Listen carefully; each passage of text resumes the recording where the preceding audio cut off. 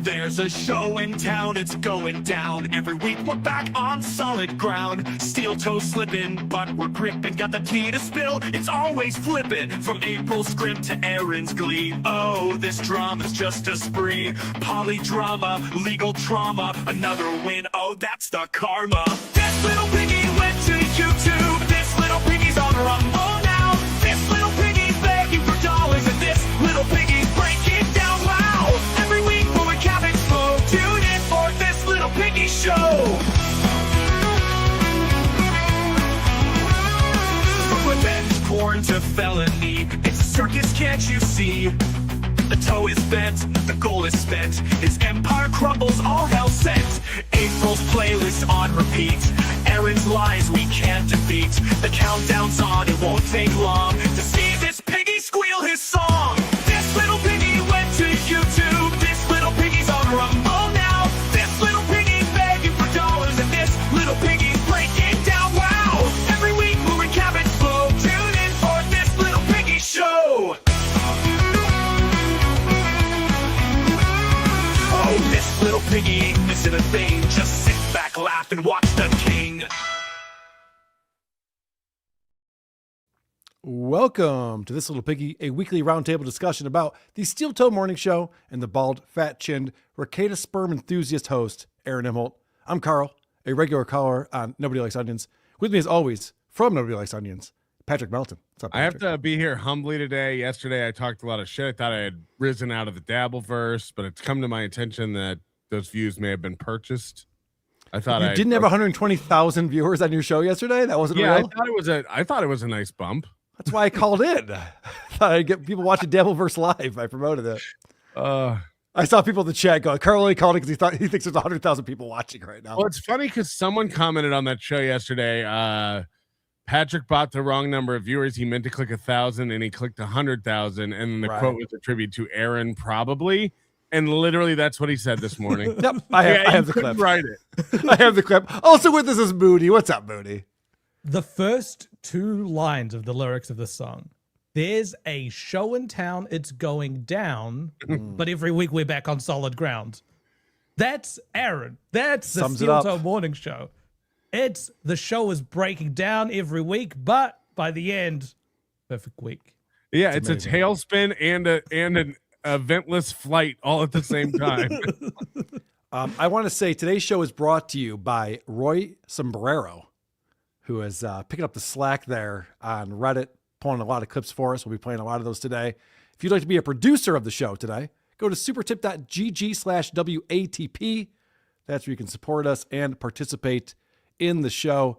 Moody, you pointed this out in our text thread today, or maybe yesterday, that Aaron has now updated his bio to explain that he is the conqueror of Comicsgate and slayer of onions. Could that maybe a Minnesota judge can look at that and think, oh, that's a threat. He is wanting to slay the onion. Is I don't that think a Minnesota death threat? judges look at anything. Yeah, when's the last time they looked at fucking anything? What do you have? Monday's your next court date, Patrick? Yeah, and I'm going out of Talk town. all about it. I'm going out of town tomorrow, and I'll be in Phoenix on Monday. So I'm glad I have to wake my wife up in the hotel room at 5:30 a.m. for a hearing that'll last 2 minutes and basically kick the can down the road again.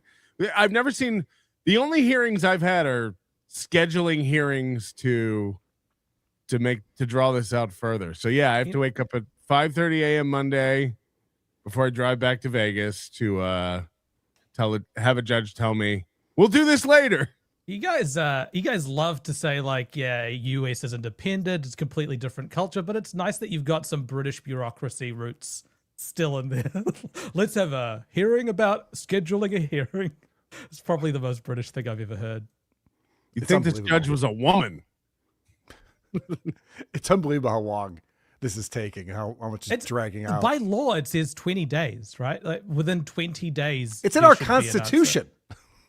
A speedy trial. The word speedy trial. Specifically. I know. This is a whole other thing. I understand that. But apparently Aaron is still afraid of you, even though you're going to be in Phoenix and you live in Las Vegas. So he'll be fighting this tooth and nail. What's he going to say when he loses this? What's he going to do? if I was a guy who was like telling a court that no, in actuality, I'm actually terrified of this guy and he's threatening me and I'm scared for my life. But on my show, I pretend to not be scared and boast and stuff. I'd probably start dragging those two polar opposite things together, like boasting less on my show and freaking out less in my real life. I'd try to get those closer to being It's the like same when you reality. become the nominee for a party, political party, whether you're Republican or Democrat, you try to go closer to the center after you've won that to try to get the populace vote. The last thing you do, you don't do more of the taunting and right. You don't go more extreme. Yeah, the war is over. We killed those guys. They're so scared of me. Right. It's crazy. It's funny because in that bio that I just pulled up talks about Ethan Van Sciver. And so because we took a week off, Aaron is like, I need a new enemy. He's like, he gets very upset when we don't talk about it for a little while. So now he's going after Ethan Van Sciver and trying to get something going with him and the whole Eric July verse.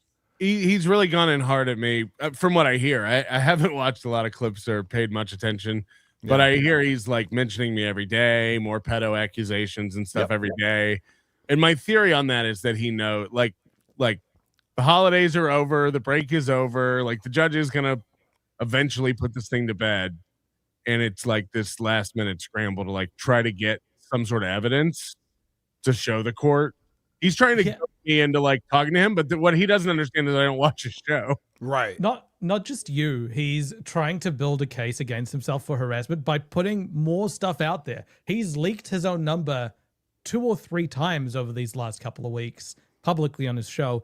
Hasn't removed it. I think that's sort of trying to goad people into texting him something harassing so that he can bring that to whatever hearings and say, look, I'm being harassed in real life.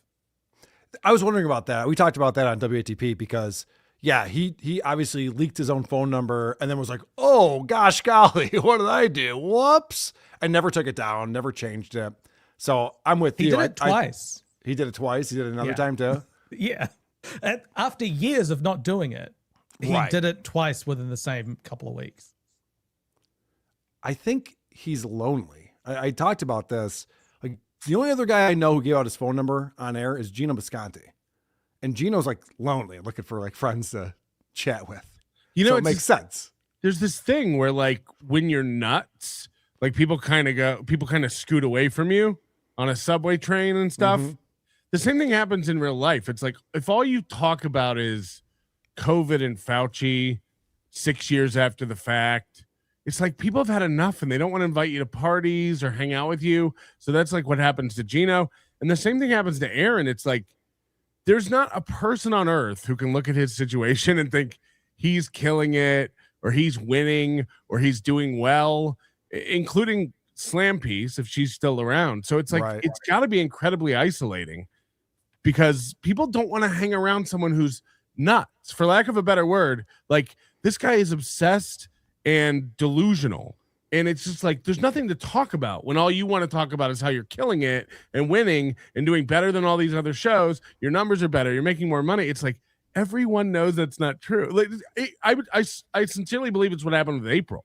Like she can't sit beside you and keep listening to you talk about how great everything is while it's crumbling. We've talked about this before, but it really is true. Our text thread started to talk about Steel Toe and Aaron Imholte.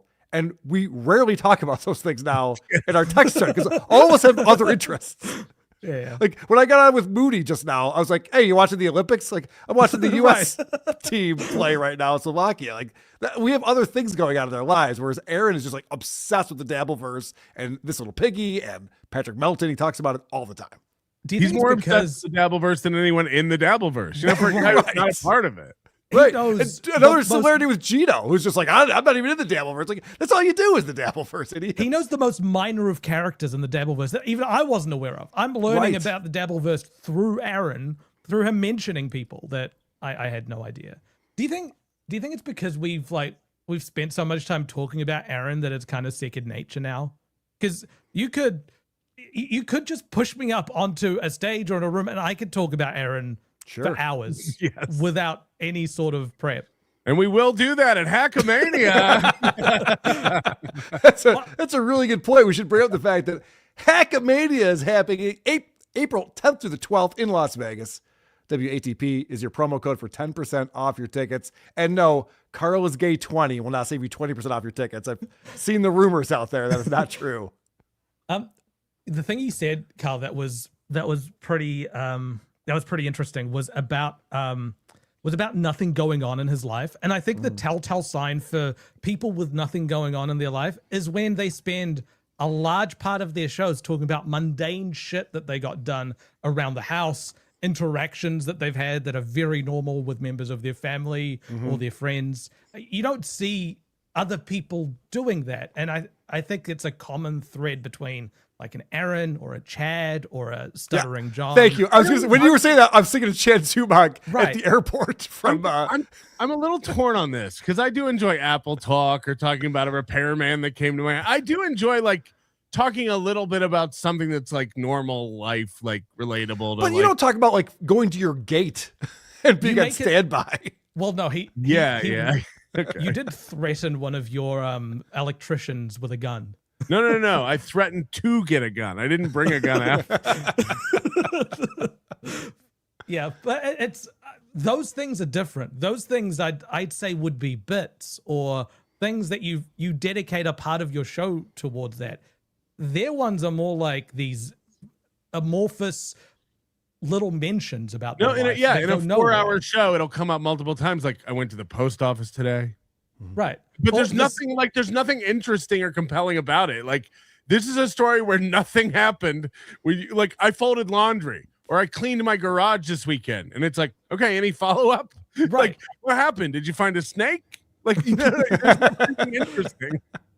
It goes back to, I mean, very basic performance stuff. The best advice I got when I was doing stage stuff was it's always be yourself plus 10%. Like if you hate something, really hate it. Like go into and explore the really hating it feelings. If you like something, go really into the liking feelings. No one wants to watch a milquetoast middle of the road mentioning of a happening that you weren't involved in. That doesn't. Now you're Minnesota milk toast with $5. You're describing Opie Radio now, Moody.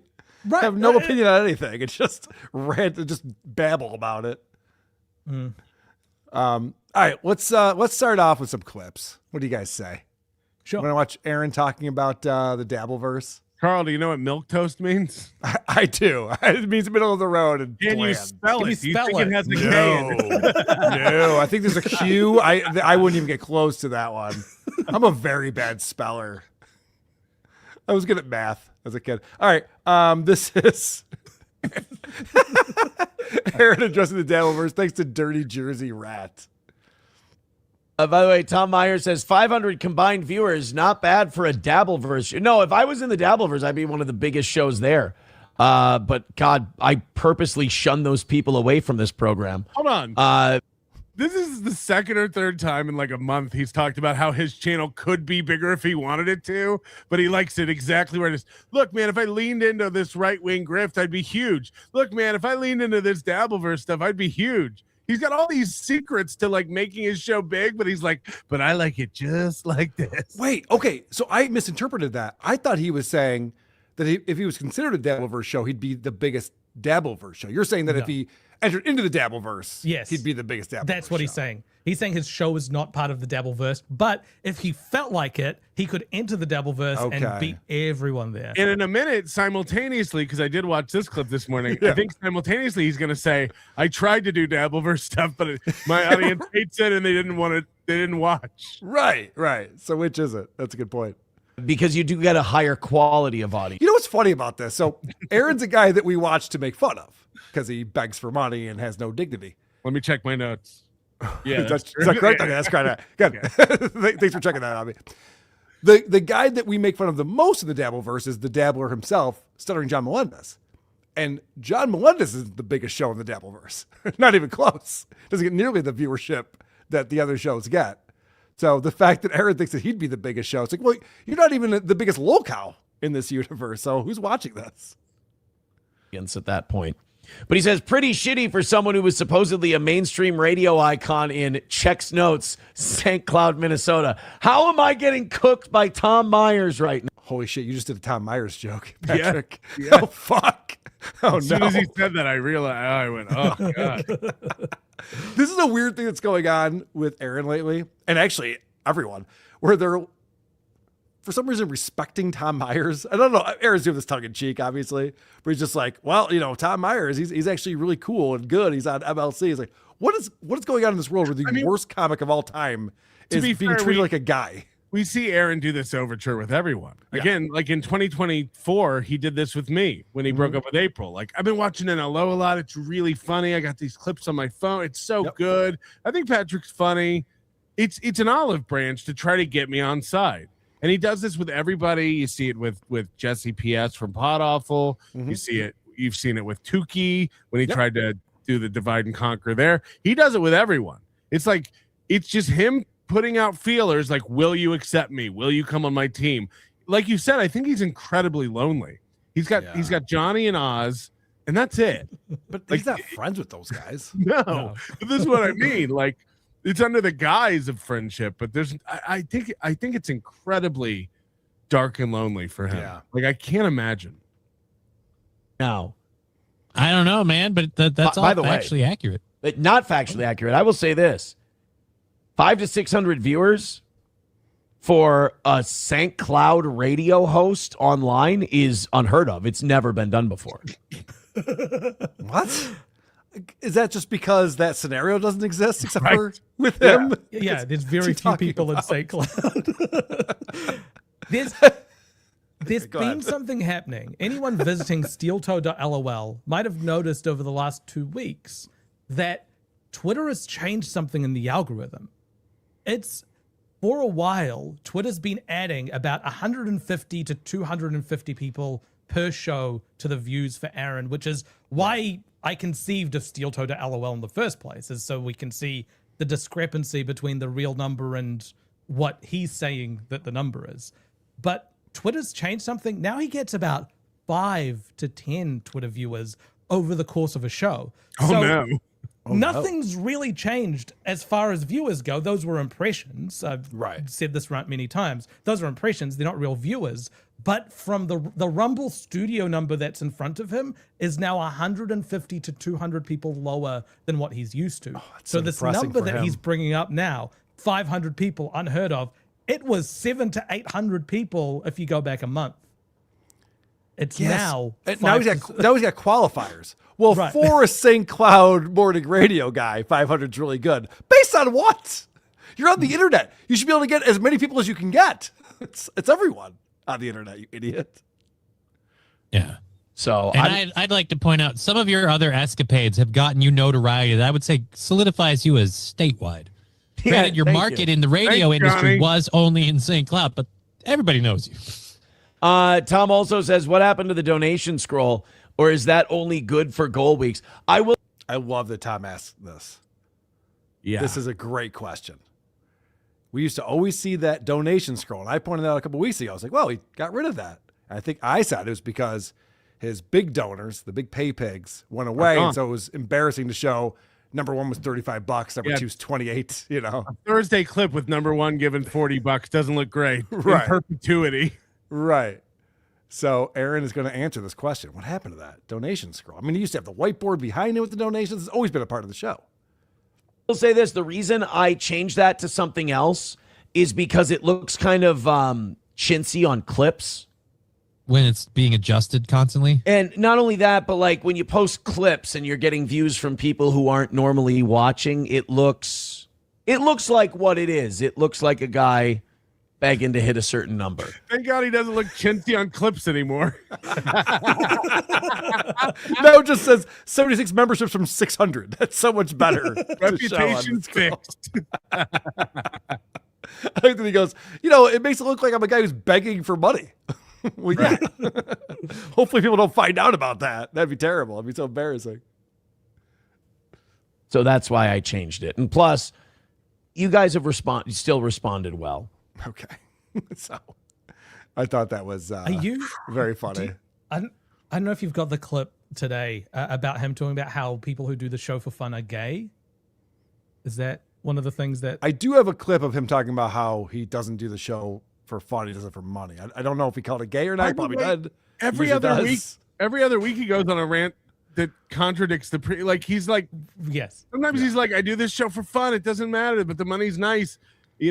But he has said like, I don't depend on my listeners to pay my bills and stuff. It's like, and then the next time he's like, God, if I had money, I'd never do this again. It's like, well, which is it? Earlier this week, he said he does if you do a show for fun, if you do a podcast for fun, that's gay.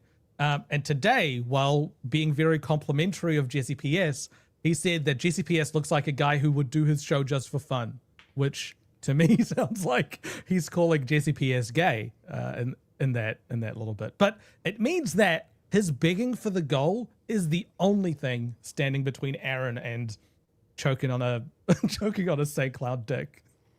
Yeah, he talked about this week how much he hates begging for the goal, how embarrassing that is for him.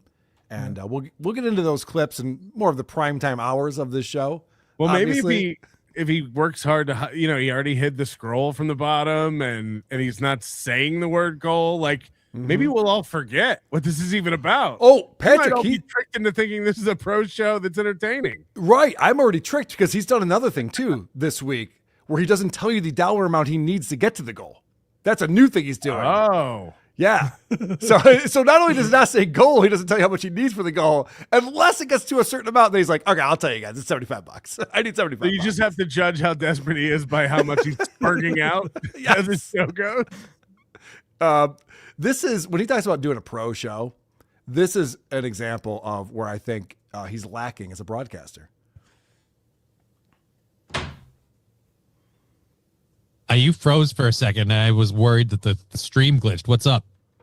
If you're going to text me really juicy fucking rumors, do not start them with "don't read this on the air." You know what I missed? Somebody texted you. I missed the guy who got out of prison and was like, these phones are ruining our lives. Yeah, I don't even have my phone with me. It's upstairs. Yeah. I look at it 30 minutes a day. What happened to that?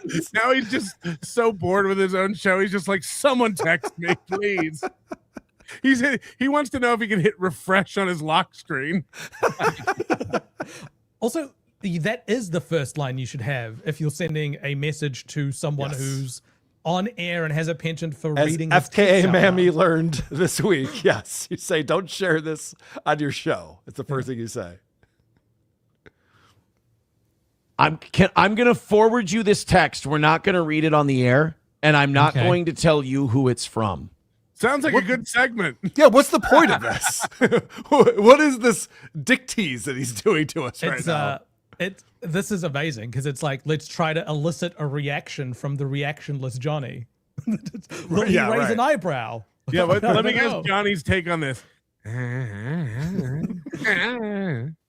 Okay. But I'm going to send this over your way, and you tell me if this is like, holy shit, that's fucked up kind of news. Is this holy shit? That's a new game, Megan. Yeah. Is this holy shit? That's fucked up kind of news? I just noticed that Karmic and Johnny have the same haircut.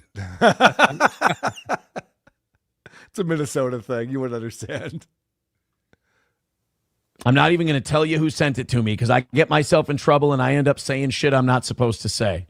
That is kind of news, but I don't know what the rules on whether or not we can talk about that. That is kind of news. Aaron's like, whoa, this is mind-blowing. This is crazy shit. And Johnny goes, oh, this is kind of news, I guess. But I don't know if we can talk about it or not talk about it. Johnny, it's in the first sentence. Right. Aaron said don't they talk told you about it. not to talk about it. By the way, the news is, I'm going to let you know right now, is that I eat poop. That is the news that came over. Are you serious? No, of course not. I was like... not that I believe you eat poop, but I want to know if that's what got texted to him. That he's like, oh. I have no idea. It could be. Who knows? That would be I've been told not to read it on air, so we're not going to read it on air. All right, then. I think it'll come out. I think the people involved in this particular rumor are not going to be able to keep it to themselves, and this will come out. And I would rather I'm not the one who brings it out. What kind of show is this? What? Imagine I was just like, guys, I have a clip. I can't even show it to you. It's wild. It's you won't even believe it. I'm not even going to show it. It's the specific, non-specific radio man. That is, right. He's talking about a very specific event using non-specific language. Do any of you have any clue or idea what this could be? Or is this nothing and he's just trying to do... It's definitely nothing because even Jay's like, yeah, I guess that's kind of news. It could be FKA Mammy and Vince and that sort of thing. Maybe. Because it was around that time, wasn't it? Yeah, it was. He's saying the people involved in this won't be able to... Yeah, I don't know. Maybe it's that Rocco lost $900 in bubble craps in 30 minutes. No, in like 7 minutes. In like 7 minutes, that's right. Oh, boy. That's having too many bets on the table. If that happens too. Getting real aggressive with that. Yep. Oh, you're getting more dirt? Yep. Uh-oh. I think this is something that maybe needs to be shared with TM Zumach. There you go. I think I'm going to tell this person who texted it to me, break the news to TM Zumach. This is not something this is plutonium for me. I can't, can't handle it. Break the news to TM Zumach. Might be something to do with Nick. Right. Okay. Yeah. Something he probably shouldn't say. Yeah, that makes sense. No, this wouldn't get me in trouble if I said anything. I would be totally fine to say this. Right. I just don't want to be a part of any of the fallout that might happen from it. It feels like Nick related.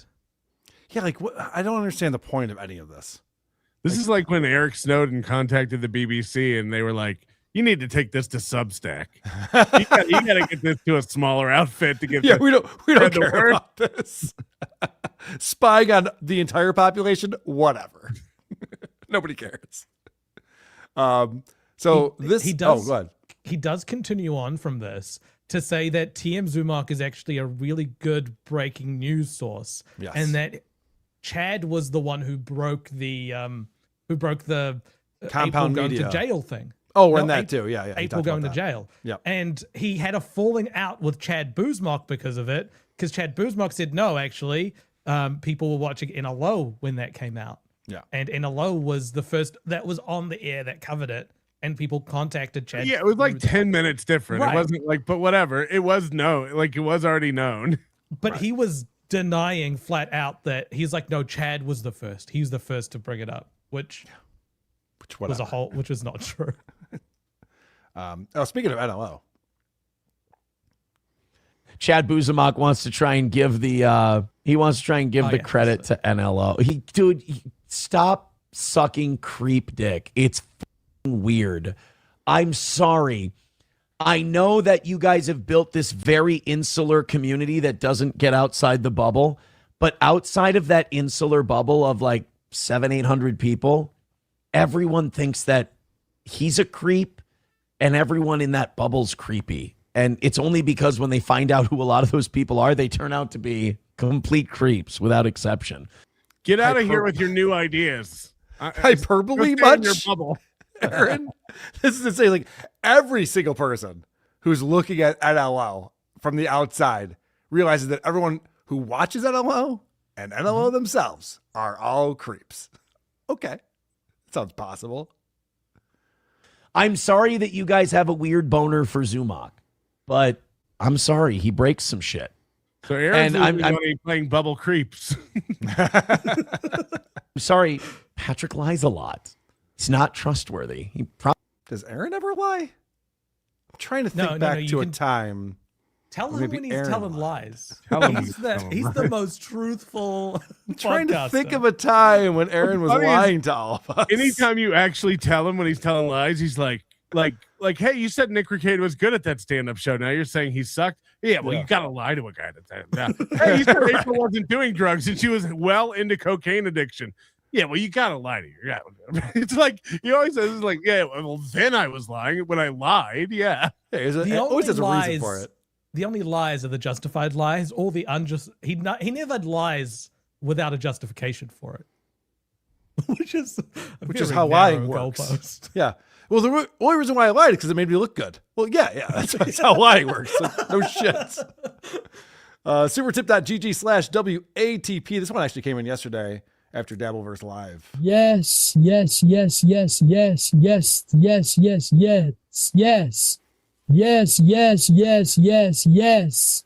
Thank you, Frenchie Hanna. I miss Appreciate Lisa it. Boswell. Me too. Yeah, She's it's gone too nice that soon. she lives on beyond the grave a little bit. Oh, by the way, big announcement. You just reminded me. I was doing a bonus show of The Creep Off earlier today, and I found out from Vinny Paulino, my co-host, that we're going to have Super Tip on The Creep Off starting on Monday. Mm-hmm. This is very exciting because The Creep Off covers a lot of creeps, and I feel like it's this Super Tip system is perfect for that show. So I don't know why he dragged his feet for so long, but I'm glad. What's Lisa's co-host's name? I forget. Helga Mann. Helga. Does she still do a show without her, or Not really. Hmm. She posts on social media a lot, but she's not really doing a show anymore. got it? Oh my God. When Helga Mann came to Hackamania 2, or no, Dabblecon. Dabblecon 2. Yeah, that's right. You were there. You met her, right? Yeah. Her hand was twice the size of my hand. I was so intimidated She by had that. Helga Manhand. I was so intimidated by that chick. Tim Bollinger coming in. I was very disappointed to see Aaron with no ashes on his forehead on Wednesday. I'm starting to think he never started going to church. Oh, that's interesting. You'd think, but maybe he moves around different churches and different denominations. Wasn't that he does Catholicism? That priest is a piece of shit. Silas Dogood coming in. Someone commented on YouTube, Patrick. So I'm just someone to you now. The last 23 months have meant nothing. This parasocial relationship is over. Toll boys, here I come. You're losing. I don't them. really ever look at the usernames. I just read the comments. You're losing them right now. Silas Dogood is going over to become a tow boy. I am the most popular former ex-St. Cloud radio host turned Twitch streamer turned YouTuber with man boobs in the entire world. I am also the most humble person in the entire world, if not the galaxy. Thank you, Mr. Blue Sky. On Twitch, he used to get over 700 viewers on his morning show. Evening show, he used to get about 70 to 100. Yeah. So the numbers have dropped. The numbers have dropped since the Twitch days. Yeah, we know. Yeah, somebody said when NLO was live the other night that he had like 24 viewers on YouTube or something for an hour. It's like, Yikes. holy shit. KJ, $3. Even his eyelids have chins. That is not good. Not a good look. And Tonio comes in with a member for 4 months. Yeah, thank you very much. Amy Lynn became a new member. Thank you very much, Amy Lynn. Good to see you. Carl, favorite Turner, Ted, Tina, or other? My favorite Turner is definitely Oscar. Page. Jim Tells You says, I really can't stand Toe. I don't know what it is about him that makes me want to see him flail and fail, but it's getting worse the more he lies. That's It's the fun show. to root against him. Yeah. it's Welcome fun- for the it's fun last to- 2 years, 3 years. Glad you caught up. Labyrinth Mystic says, poker night sign up ready. I've been done with the toe, but still want to support the crew. Are you referring to Andy's show last night? Trucker Andy did a show all in on the Dabbleverse where they were all playing poker. No, I think we're doing a poker tournament on Sunday. Oh, Hackmania. So, right. but you'll have to sign up ahead of time for it. But no, keep refreshing the page. Got it. Yeah, I saw that you put the whole schedule out, and I'm excited to see that Jim and them are going to be performing on Friday night. Dixon Siders is excited about it as well. In honor of Jim and them coming to Hackmania, if Carl loses the live creep off, his penance should be to perform the classic Corey Feldman hit Walk live at the show. That's not a bad idea. I like the idea of the aerobics, the Jazz do it was good. jazzercise. Jazz do it.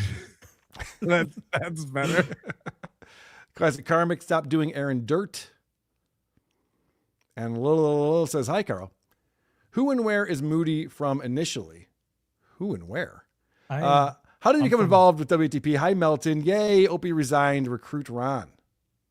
I was born in Baghdad. That's what you're asking. I'm from Iraq originally, but I've lived in New Zealand almost my entire life. The one that got away. Well, there it is. All the information people needed.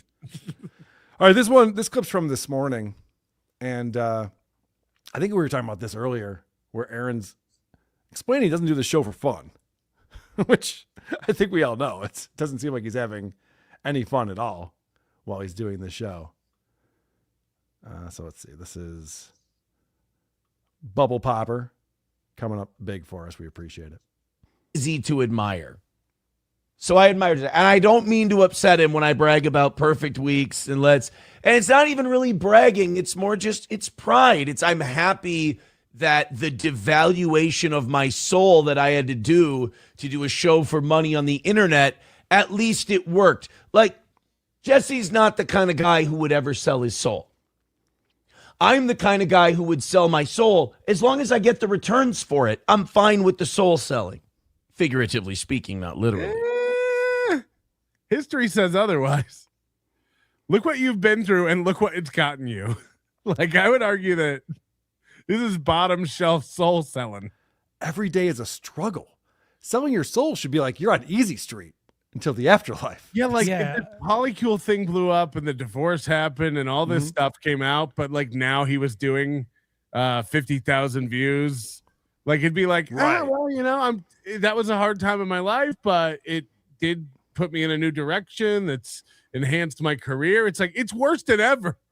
Yeah, his deals are not like a Faustian deal with the devil. It's more like a monkey's paw. That's right. what he's doing. Yes. He's like, but he wishes for the wrong thing. Oh yeah, I wish that Nick Recato would end up hooking up with April and people would know who I was. It happened. So I did not mean, he tweeted me back. He says, you are formless. Now you're getting it. There we go. Now he's understand. Okay, good. At least he understands me. He says, you are formless. Exactly. Because it's the internet. I'm doing a podcast on the internet. You should be formless online. If you're not formless online, that means you think it's real. And that's fucking weird. That's why he never lifts weights. He wants to stay formless. I don't understand this argument at all. If you're doing a podcast online, it's not real. Joe Rogan's not making $250 million a year, or Call Her Daddy, or I don't Smartless. understand how what he does is a pro show that's his career, but it's also not real. Right. None of this makes sense. It's so stupid. Like if he was on the radio in St. Cloud, that would be real. But being on YouTube is nothing. Okay. It's a thing that some people get stuck in, and it happens. Like you can very easily get stuck into this frame of thinking throughout your life. It's once I achieve X, then the real thing is going to begin. Yeah. So once I get back on the radio, then the show will be real again. But in the intermediary, the show's not real. But he's been, this year will mark 6 years since he was off the radio. So he's going to, Steel Toe will have had just as much time off the radio as on the radio. The not real part of Steel Toe in his mind is going to be the majority of Steel Toe's time. It's like if Conan O'Brien was still walking around telling people he was the Tonight Show host. Right. And he was like they were going to call back up any day and give him the job. It's like it's over. That was a small portion of your life. And again, Conan O'Brien's successful, so this is maybe not a good example, but this is a guy who did radio in his 20s. And when he's in his 60s, he will have never worked another day at a radio job, but still tell people he's a radio man. Because he's going to be back on the radio and his career's going to start again. And what's happening right now isn't real. That's how he thinks of his world. It's a Make-A-Wish kid who got to do radio for a brief portion in time because it was his dream, but then he just never died. So he keeps telling me radio. When am I going back to Disney? No, we're going to Disney just one time. That was it. That's all you get. SeaWorld's over now. Oh, Make-A-Wish kid who never died. That's hilarious. If you do find yourself stuck in that sort of thinking, just realize that the current portion of your life is real and the things are happening. Time is passing, regardless of whether you think this counts or not. So make it count. Right. Don't be that guy. And admire the uncompromising. Welcome to the program. MSO says nobody older than 11 should wear that shirt. Look, I understand. I went uber casual today. MSO's not wrong. This is almost unforgivable. I don't know if you can see. I don't know if the camera goes down far enough, but I have 2 holes in this shirt. I'm wearing a holy tee.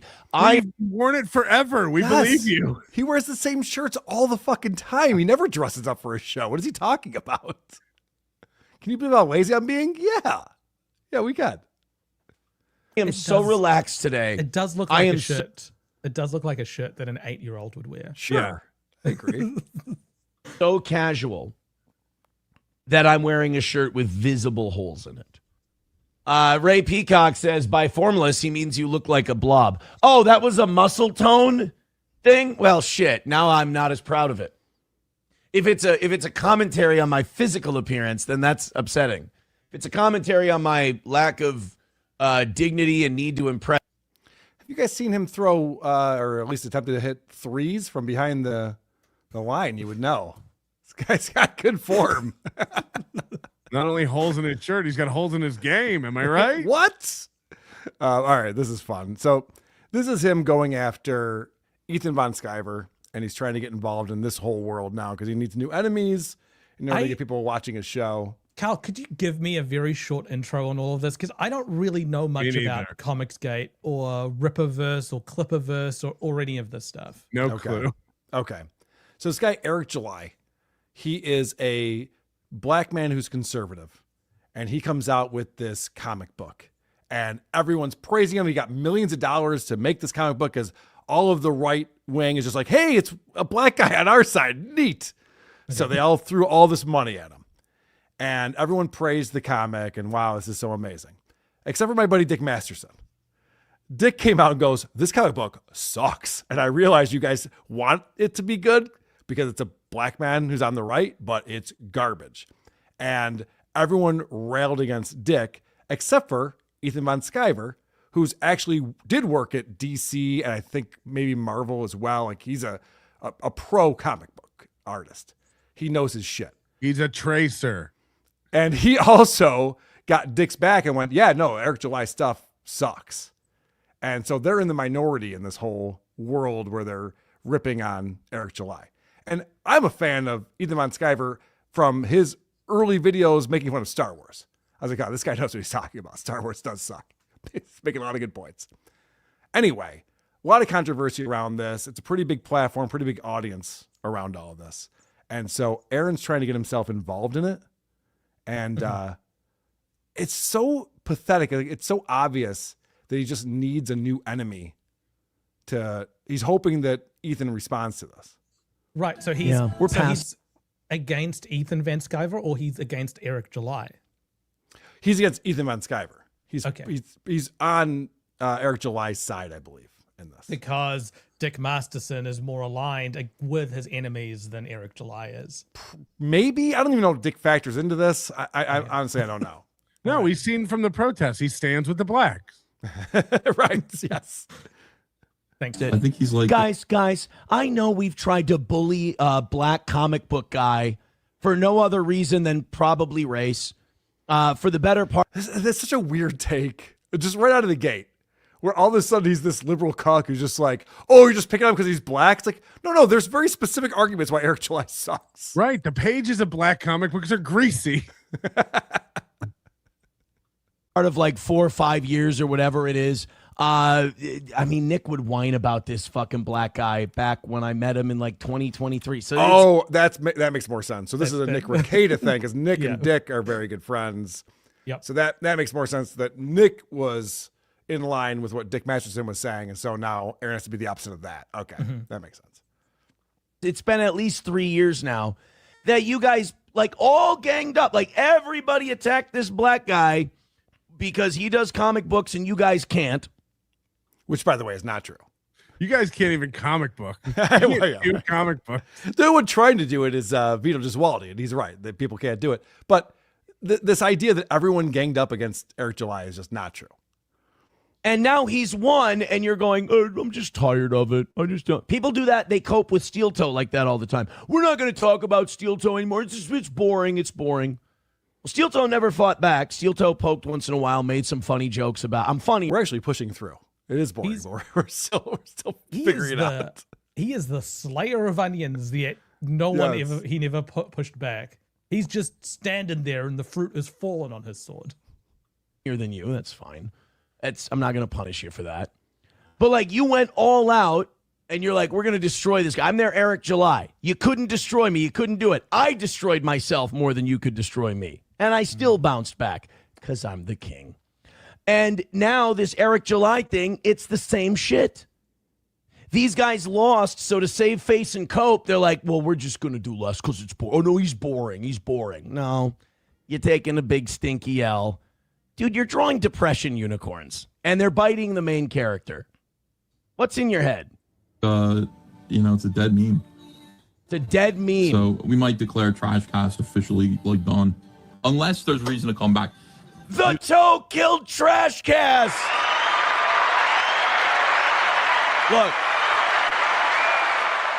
Look, just like the Soviet Union in World War II, Eric July did most of the fighting and killing, but I was definitely Patton or Eisenhower meeting him at the Elba River for the victory celebration. The toe and the bro defeating Trash Cast. And all I did was say, I watched a couple of Elissa clips and I just goofed on it a little. And then you and your minions got your diapers all wet over it. So I thought, this is fun. I'll continue. I didn't think that within a week you guys would be folding up shop. That was not my intention. This is like, do you remember when Kino Casino first discovered the Steel Toe Morning Show? And after a week of watching it, April left the show and they're like, whoa, we managed to bully April off the show. I loosened it for you. Right, yeah. He's taking full credit for opening the pickle jar right here. There's no reason. You see, Patrick and Carl, you guys tried to get me to fold up shop. You don't come close. It's not true. We want you to do shows every day, all day funnier long. than making a shop fold up? Having to have no customer. Yes. And the guy just sitting at the counter all day waiting for someone to walk through the door. That's way funnier than putting up a "we're closed" sign. And putting up a camera across the road with a 24/7 live stream of him sitting at his counter. Much funnier to have a shop that's open and not busy. How telling is this, though? Aaron gives himself away, or he admits things without realizing it, that this whole thing is because we're not talking about him. So now he has to go on and try a new battle with a new group of people. And he admits it right here as he explains that, like, see, Patrick and Carl? Minions got your diapers all wet over it. So I thought, this is fun. I'll continue. I didn't think that within a week you guys would be folding up shop. That was not my intention. There's no reason. You see, Patrick and Carl, you guys tried to get me to fold up shop. You don't come close. You didn't come close. This isn't about the comic book guy, is it, Aaron? How do we not understand? It's so much funnier to watch a guy try to skateboard than watch a guy go, I can't skateboard. Right. You do it like I do it. Do what you always do. Follow me. All you got to do is just have fun and wander aimlessly. Find a soft target like you guys, and they'll just collapse on their own. So sometimes Aaron thinks it's gay that we talk about him or talk about Stuttering John or talk about whoever. And he's like, why would you do that? I just do a real show. It's a pro show. I talk about the news. I'm into it. But then he gets involved in something like this. He's like, I do this better than you guys do. I know how to do this. And you guys stink at it. So I get confused with what we're supposed to do. It's no one here. We've said this so many times. He knows this, but he pretends that he doesn't. No one here wants his show to end. No one wants him to stop. We want him to get back on the radio. Oh, it'd be amazing. That would be the funniest outcome. Yep. I want him to succeed in everything. They tried to destroy me thing. He's the one who destroys himself, and we're just watching. Carl thinks he never left the radio. He thinks this is just a bit. Also, DD and VTL never fucked. I have a lot of crazy theories. Just sort of say it's completely over, but as a regular thing, like, there has to be a reason for it. I think that's just going to be the regular thing now. They all run from the toe. And we'll see. Imagine. We can still imagine. He's talking about his wives. Discuss. Killed by a cuck. How does it feel, boys? This embracing that he's a cuck thing now is wild. A year ago, he'd be so upset. And now he's just like, I'm the cuck. I killed you. Okay. King Cuck. Yeah. I beat that guy in Mario. How does it feel? Killed by a cut. Oh, it's got a sting. Matters about people like Yellow Flash and Yellow Light, Flash. even though we're Yellow Flash didn't do shit. Yellow Flash just provided air bombardment. I'm the madman who brought it all I was tunneling under the walls. we're calling the show trash Imagine or if you're calling a- the show comics. You're a person in St. Cloud, a diehard toe boy, Yep. listening to this guy, and he's your window into the internet, into Comicsgate. What the fuck is a Yellow Flash? Yeah. When's he coming out with new merch? Mugs that say leftist cum. Be live. But the good thing is that if it's so weird. Like if it's called Comicsgate Live instead of Trashcast, John Malin will show up. Other people will show up and be on the show. And if we want to talk about, Eric's Rippaverse stuff, Zero stuff, they will. John will participate. You know why you'll be able to talk about Eric July's stuff, Ethan? Is because it will actually come out. Timothy with $1 says, yeah, you don't even have that many people watching you talk about this. I triggered the shit out of you, though, didn't I, kid? Keep Why? Because one person Got him. clowned you for $1. watching, Tim. For some reason it has to be on. I'm fucking, Comicsgate. dude, I'm getting them all. I'm just getting them all, and it's effortless. And I think this was all done on the B show, was it? Now, this is our B show. This is our nothing show. This is our nighttime show. How is he getting them all? Because I was having a breakdown about this before the show, but I Yeah. can't, what is this guy's life anymore? I can't take the dissonance. I know. can't imagine his life. What is he like? He just curls up with his World War II books alone in his childless, wifeless home at night, and just tells himself, "I'm the best. I'm killing everybody. They all wish they could be me. I'm more successful." Fuck! Fuck! Imagine having a show that you declare is not very good. And you're like, wow, I'm doing well on my shitty show. Why are you doing a shitty show? What's the point of that? Go outside. It's Go a out with shitty friends. show. It's the shitty show of his not real version of his radio Right. show. But why wouldn't Aaron? He hasn't been making the goal at nighttime at all. He's getting crushed at his evening show. No one cares about it. Why wouldn't he go watch his kids play sports or get together with friends and have dinner or just anything other than just like sitting in his basement and complaining about not hitting the goal? It's so embarrassing. I can't take it. It's so fucking funny. What his life must be. Brag ready to go. I think we may have to do the brag later in the show today because of our shitty opening that I had.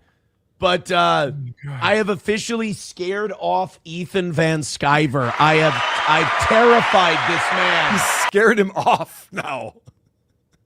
He can't get engagement from anyone. No one's paying attention to him. And he takes that as a victory. It's insane. I have terrified him. And now it's triggered Mersh. I figured it out. Somebody sent me a message yesterday because Mersh was mad at me. And I'm like, I don't talk about Mersh. Which means that I just kind of come up randomly in Mersh's head. Like Carl and I come up on your show. All the time.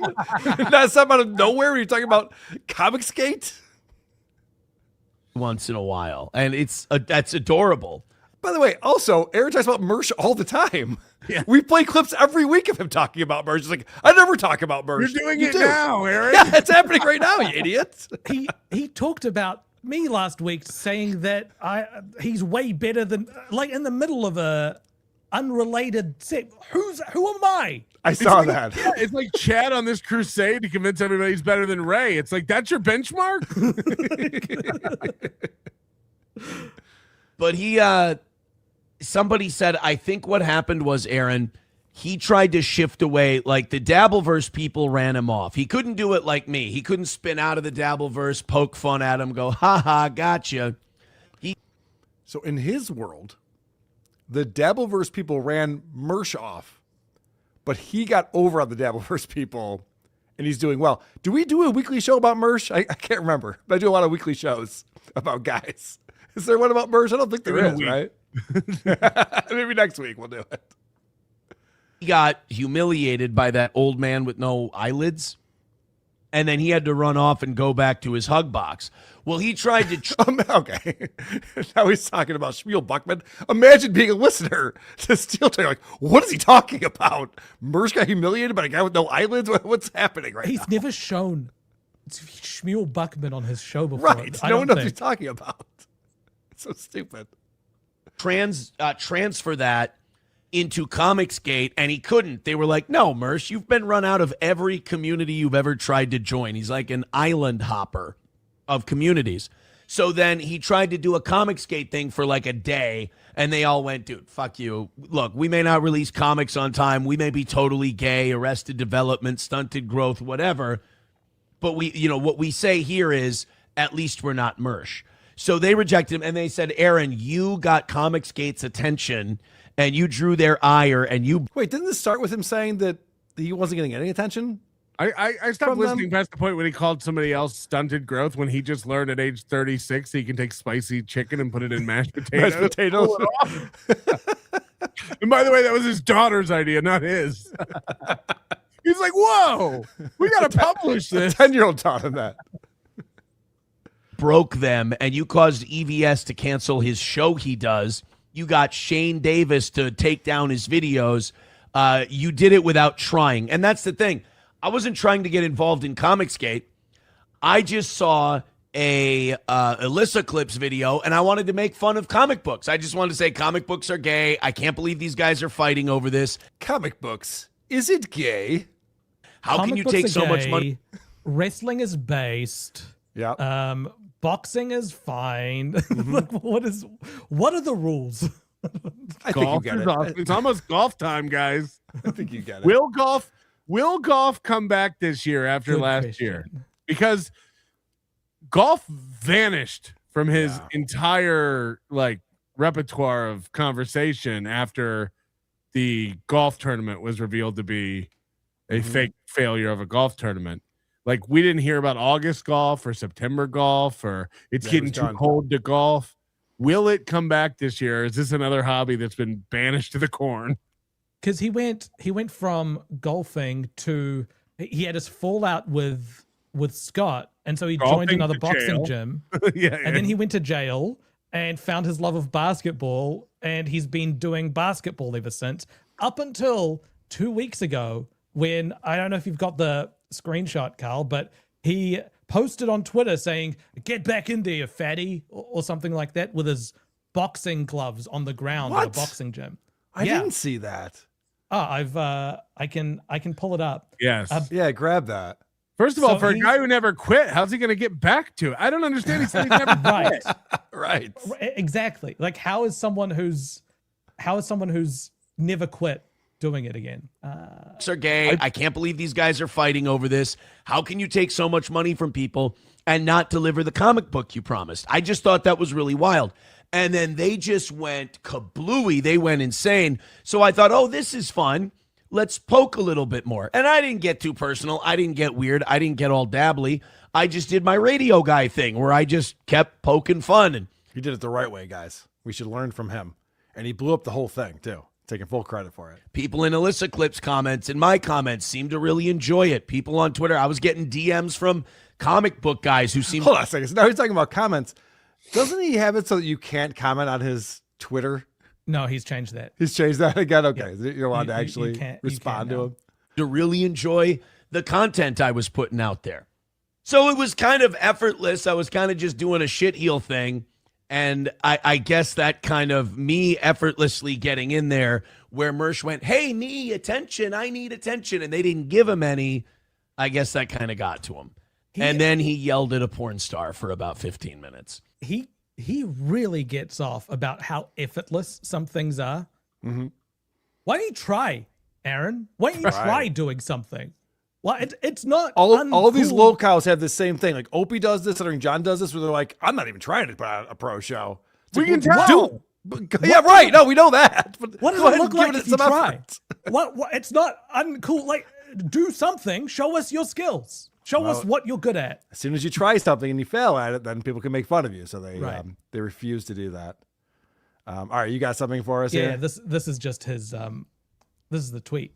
So it says, "Get back in there, fat ass," and this was 5 days ago.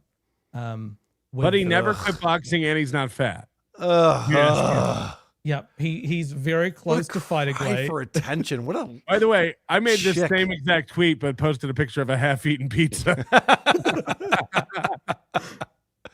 What a bitch. What a bitch post that is, looking for attention from people. That's why we love him. All right. Bugle Me This coming in. Supertip.gg/WATP. Thank you for the $20. Bugle Me This. I coach D1, NHL, NFL, and somehow I ended up in the Dabbleverse. I go from Dominic Hasek to a toe. Dominic Hasek. Wow, that's big news if it's true. Many slows, failed comedians, credit card thief, and Gino and Keanu. Thanks, nerd. Thanks, Bugle Me This. No goal. Carl, you keep avoiding talking about the toe. I know I am your real moneymaker and not some 80s pop star. Listen to me, Beg. Oceans apart, day after day, and I slowly go insane. I hear your voice on the line, but it doesn't stop the pain. If I see you next to never, then how can we say forever? Thank you, Hunter Duke. Good hanging out with Hunter Duke and Mrs. Hunter Duke and AC a couple weekends ago. Laziest Man on Mars coming in. Stuttering John is the guy I love to hate. Steel Toe is the guy I hate to hate. I am fascinated by his endless delusion now. Deep down, Stut John knows he sucks. Aaron is a grandiose egomaniac. I wonder. There's no about way that. Aaron doesn't know he sucks. I know. I wonder about that. I think he knows. This is why I think it's pathetic and it like breaks people. It's like same thing we were talking about earlier. It's like if you know how bad everything really is, Mm-hmm. and you boast how great everything is on your show, at some point, like a normal brained person would bring those two things closer together. You'd improve your real life in actuality, and you'd stop bragging so much about how everything's great. Like you'd want those two dissonant realities to come closer and closer just to reconcile your brain. Not Aaron. He wants farther and further apart. I want to do worse and tell people I'm doing better. But he crushes it in therapy. It's amazing. He goes to a therapist and they're like, "We don't need to talk to you. You are cured, my friend. No issues." It's insane. Anonymous says, "I don't know why Melton saying the one that got away made me laugh. Is Moody related to Saddam? Are you related to Saddam since you're from Iraq? Is that true?" Aren't all humans related if you go back far enough? Okay, that's a good answer. Right. My family changed our names to Hamburger after World War II. Whatever. Doesn't matter. No relation that I'm aware We did find Moody hiding in a hole. Bubble Popper 24, who crushes it on the Steel Toe subreddits. "Hello, all. Big fan. I am an elite fan. I donate, produce, like, and comment all shows. All I ask is to be your private ST text group." Oh, Bubble Popper wants to be in our text thread. We should start a new text group that we can allow the elite contributors. Bubble Popper would be my first choice for that. Because I feel bad because last week your channel was down. I was sick. Mm-hmm. We didn't do this little piggy, and he emailed me like, "Will there be a show this week?" And he must feel like, "Oh, this was for naught." You know what I mean? Like, right. He pulled 1,000 clips throughout the week, and then none of us looked at it. I feel bad. I'm sorry, Bubble Popper. Thank you for your work. But yes, let's get you added into that, buddy. Well, let's actually, let's make take Tukey out because Rocco's not fucking contributing. That asshole. I think it's separate one. I think this one has evolved into something else. It is now just a way for the four of us to communicate. Yeah, for sure, which is fine. Anonymous says, "Toe is just farming to get noticed with a bad take as deliberate bait. Eric July's company is the Theranos of comics." I wish I knew more about it. I haven't been following it for a while. There's I'm the cuck of the walk, boys. Suck it, internet nerds. All right, Colin, man. There's always a limit to being able to know this stuff. Because the only way to get to know all of this is to be on the internet 24/7, and that's why you need to You'd be have to like have no wife and no kids. You'd have to sit around all day long. You'd need honestly like the lifestyle of Mersh or someone like maybe Jesse P.S. or a Josh Moon or someone who lives online and is plugged in all the time. That's not for everyone, but I think all of those people are unashamedly that, and that's fine. It's just there's gonna be limits to the knowledge at some point for regular people. Yeah, sometimes I actually listen to and watch shows I enjoy, which is weird for me because I'm normally just watching things I hate so I can clip them and talk about them. But every now and again, I'm like, oh, I'm going to pop on NLO or The Dick Show and sit back and enjoy something for a minute. American Cupcake, $5 says, even with that, there's going to be limits to your knowledge. Like, do you know about Summer Sinclair and Crazy Joe? And like, how far do those limits reach out? At some point, you're going to be like, this is my horizon, and I'm happy with it. And thank God for that. Yes. American Cupcake says, Moody Yellow Flash is a YouTube channel that has 480,000 subs. They talk about video games and comic books, nerd culture. Of course, I'm a big fan. Right. Yeah, and Fish never goes off tour. What's your point? But what I was saying with the Yellow Flash thing is he never introduced what Yellow Flash was. He just name dropped Yellow Flash. And 480K subs isn't a lot anymore. Like there's channels with millions of Most people don't know what it is. I don't know what they are. So it doesn't mean anything. If he wants to talk about Yellow Flash, he needs to introduce it and set it up. He can't just be like, oh, Slayer of Yellow Flash, or whatever he was saying. Silence Do Good coming in. Dude, I've gotten them all. He screams to himself in his basement during his 34th hour of streaming that week. He's like, I ran them all off. Yeah, you're killing it. You sure did. G-Rob coming in with $5 says, Aaron reminds me of a retarded guy from my high school who thought he was actually Spider-Man when he put the costume on. It's hilarious, goofy, and sad. It's funny you say that. Wasn't Aaron like Batman and he like was hanging out on the street corner? Yes. He was when he had his feud with St. Clown Superman. Yeah. He dressed up like Batman and that's the sort of feuds he needs to be getting into. Right. That would be entertaining. Makes more sense. F the lemons and bail. More than anything, I want Toe to find me. I leave my cuck enemies shattered mentally and broken via pathetic lawsuits. That is true, Dick. Laziest man on Mars. Comic book YouTube! The guy is drawing comic books, not rating the hottest ex-women. Janus Kaminsky is such a loser. He just watches movies all day. Spielberg's director of photography. Your wife knows a lot about this. Nigsaw. Yesterday, I announced that I'll be having Ron, the waiter, on my show. Is that true? Is Kevin trying to get Ron the waiter on before WTP Con? He's trying to scoop me? Trying to stick it to me? D Waver, remember for 1 month, says Kiss the Cobra, Earl Skakel, and Lois Rule. Is that true? I don't know what that means. No one knows what that means. All right. This is a fun clip. This is the disaster day. This is Tuesday. I think a lot of people have covered this, but it's always fun to talk about. I have not seen. Hear what you're saying? You're muted? Are you fucking kidding me? Give me a second here. Today's just a fucking disaster. Are you fucking kidding me? I hear myself just fine. Give me a second here. I'm on just fine. Today's just a fucking disaster. Yeah, fucking kidding. Muted. Yeah, everyone just heard me say today's a fucking disaster. We're not muted at all. What are you talking about? I want everyone to make sure they hear our record-breaking dog shit day that we're having. And hey, look, man, I'll be back tonight for more punishment. I'll be back tonight. Aaron Imholte record-breaking dog shit day. To probably lose there too. February. And then I think before these last two perfect weeks we wrapped up January with a bunch of L's too. This is the thing that I think is so funny, besides the profile that we're looking at right now, is the looking out at the side is just such a like, yeah, I remember better times. Just like, if only. He's posing for a coin. What he's doing. So we all talked about this on this very program. In December, Aaron was taking victory lap after victory lap. He was making more money than he knew what to do with. He's like, I'm going to invest this into the show. I'm going to have a new co-host. We're getting an evening guy, a morning guy. I'm throwing money everywhere I can throw it. And we all said, Aaron, it's December, you idiot. The money will not keep coming in like this.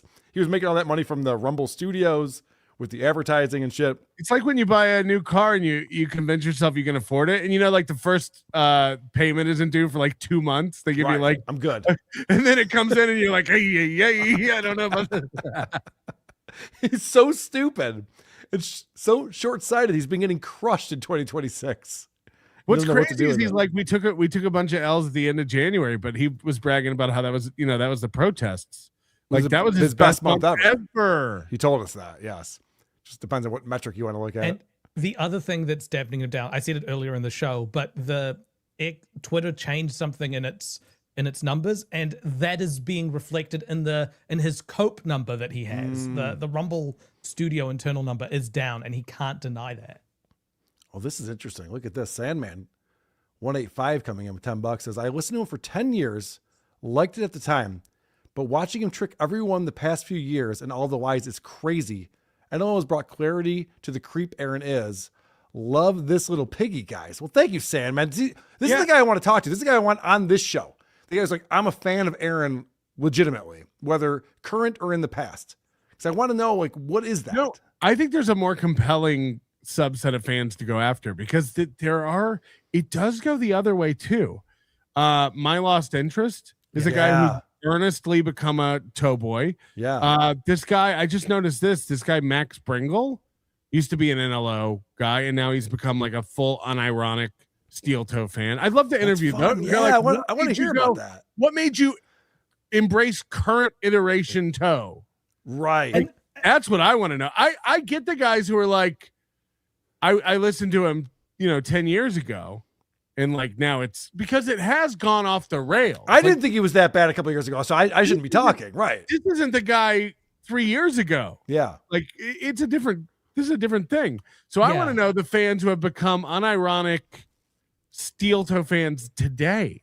They're like, nah, this is the right track. And look, it's not going to be a gotcha or anything like that. We're just genuinely curious about what we want to get to know, what you like and why you like it. No, I'm glad Sandman is here. I'm glad Sandman's telling us that. I think that's amazing. I would love to talk to My Lost Interest. But he's full. But Sandman fell out during the length of time that you also fell out, Carl. Mm-hmm. So he's similar to you. Right. Yeah, I can relate to that. It makes sense to me. Well. Oh, well. What do you do? We could do this retiree story. I don't think anyone gives a shit. Let's fire up the music and see if we can make a little money today. This is my favorite version of Aaron, defeated Aaron. We're just like, all right, who gives a fuck? I mean, I could do a thing I was going to do, but who even cares? I love this. Cracks me up. And because I don't watch any other shows that do this. I've never watched like a defeated host. Because normally just be like, all right, well, we're going to close up shop. That's fine. It was a good show. But he like is a slave to his dumb format that he invented. It doesn't need to exist. He could literally just leave. He's like, well, it's 5 minutes to the hour, so I got to play my music and beg for money. It's like, you don't have to do anything. I just love the deflation of him realizing like the things I prepared are dog shit. It's a kid coming out of a talent show and he's about to do his thing and he's like, never mind. This sucks. I can't juggle. What am I doing? Who cares? We'll take our L. What do you want to hear? I'll give you guys 2 or 3 minutes to decide what you want the begging music to be today, and we'll see if we can make any money. This is the Chad Zumach put up a poll, and you tell me how to do my show. Okay. This is a bad day. This is I'm having fun with it. I'm having a good time with it, but this is a rough one for the old toe.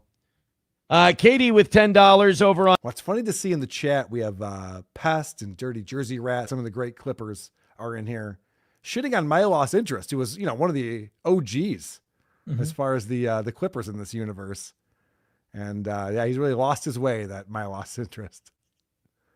On Venmo says, sorry. Fine. I don't care. I'm just, I know. I want to know how he won you over. Right. Because he was quite anti-toe for a while. Your day is shit. My day is fine. My day is good. I feel very good about the show we did today. I'm very proud of it. I thought it was diversified. I thought it was really good. I love that. But it doesn't even make sense. Here's been your day. You woke up at 5:30 and you've done this show for 4 hours, which has been a failure monetarily. Mm-hmm. And now you're going like, no, I'm having a great day. The show just sucked. It's like, well, that's been your whole day. Right. It doesn't make any sense to me that you got your ass kicked at the job that you do. Like, this is his job, and he has to perform in order to you earn broke his your money. leg getting out of bed, and then you got a phone call. You're like, no, I'm having a good day. I just broke my leg. It's like, well, that's been the day. What's good about it? Our audience viewership numbers were in the shitter, and we made, where are we? We've made $85 now. So he has no one watching him, and he's made $85 out of the $290 that he needs to hit his goal. And he's like, no, the day's going great. It's fine. If I worked with a person, like let's say I'm a sales manager, and there's a guy who works for me, and I'm like, you haven't sold a car in 3 weeks. Like, well, what's going on, Bill? Why are you not selling cars? He's like, I don't know, man, but I'm loving this job. Having a great time. Like, okay, you're fucking fired then. You should not be having a good time at this job. Or maybe he looks back at the manager and he's just like, no, we've had perfect weeks. Oh, right. Perfect weeks. I forgot. Yeah, never mind. As you were. So we're getting closer to that 100 number. Don't do that. That would be fucking terrible. That would be awful. MSO says 185. Holy crap. Yeah, no shit, right? Chad Buzmak says, will a judge give you some kindness for your goal trauma? I know I should have had these goal problems back then. Maybe I could have got something for my trauma. Rusty Grammer says the show was great, though. I appreciate that. I, too, thought the show was great today. I'm very happy with today's show. Maybe he has a restraining order on donations. We're not allowed to come near him. I love it when Rusty Grammer says that the show's great. He's like, of course it was. And then someone else goes, Aaron, you suck. You should probably quit your job. He's like, block. You're an idiot.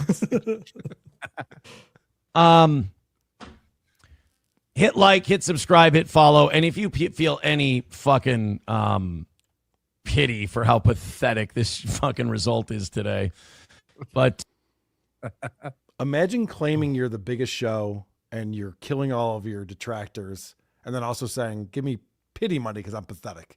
You know what this tells me too is that, like, for all the posturing he does about going back to radio, and like we're in talks and it just takes years sometimes, and but we're in negotiations, they're very interested. When he has little collapses like this, it lets me know he knows they're not watching. They don't because this would be tremendously detrimental to the prospect of you coming back to radio. It's like, yeah, they're not watching. They're not considering you. They're not right. Like, this is dog shit. We're a failure. It's like no one's watching that going, yeah, this is our guy. If you showed this clip to someone and asked them, what is this man's week like?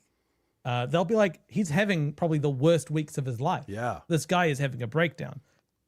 Aaron describes this week as a perfect week.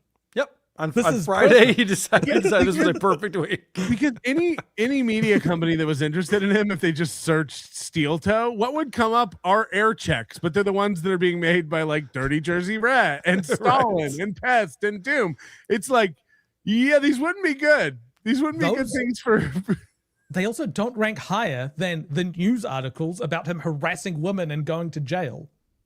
I think advertisers might have a problem with that one. If 2 people give $85, we'll have a fighting chance at a win. No, that would pretty much do it for the day. Yeah, no, I'll take any kind of pity that comes our way. Let's fire up the Hulk Hogan theme, then we'll throw up another theme, and then I'll get out of your hair, I promise. I'll get out of your hair. Do you people can't just leave whenever they want to. Like 3 weeks ago, he was like, these songs aren't working. I'm gonna go away and I'm gonna come up with something. I'll be back, and we're gonna get this thing back on track. Nothing ever changes. Like this is like Chad Zumock's recent announcement that he was taking 2 days of donation and he's changing everything, outfits, bits, gonna make bits, graphics. Yeah. Like it's just like that'll fix it. I'll have a new hat. It's gonna be wild. There'll be a new host.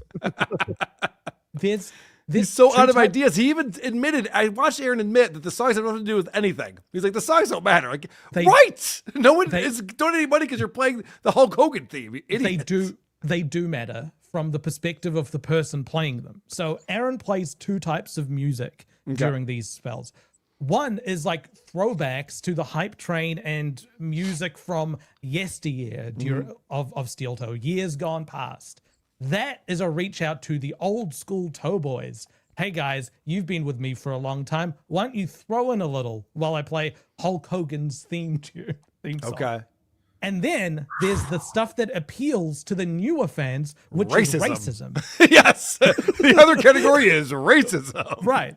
So racism is a bid for the newer fans who've come along that just fill out his chat with the That's most wild. racist, hatest things the entire time. It's so wild. He's like, do you want a country song that talks about being gay, or do you want the Nazi tune? Because I can play it both if you want. I'll get out of your hair for today. Can't blame Johnny. The needle has not moved much since Johnny left, so you can't. I see some people in the chat. MSO says the show is pretty good. Johnny actually opened his eyes a few times. The fact that we didn't even have this 5-minute beg segment last week. He has to throw Johnny under the bus. Yes, that Just was a random comment. Did not need to read it. It did not, no reason for it. Just like, hey, Johnny sucked today. He's like, whoa, whoa, whoa. You can't say Johnny sucked today. You just did. The best part is he has to sit there and be like, no, Johnny's great, because he can't say the truth, which is there's no one else who will do this with me. Right. It's no bearing on that. Remember when he thought Bob Levy was going to team up with him? I was about to bring that up. Bob Levy has a casino gig in Pennsylvania that week. But Bob Levy doesn't mind going on bad shows and sort of making fun of the situation while within it. But I think not he'd work like as a well. regular co-host. No. I mean, I Perry don't think- Caravello is one thing, but Yeah, I don't think Aaron could take a co-host that ball busts him. no. Like, that's the beauty of Oz and Johnny, is they're subservient. They It's the sit same- there and take it and never give it back. And he's too dumb to realize that that's what makes a funny show. It's like, you know, people laugh about Moody and I will get into some, you know, obscure argument for like an hour and a half. It's like you pretend to hate it, but you love it because we're just sitting there tearing each other apart. It's so good.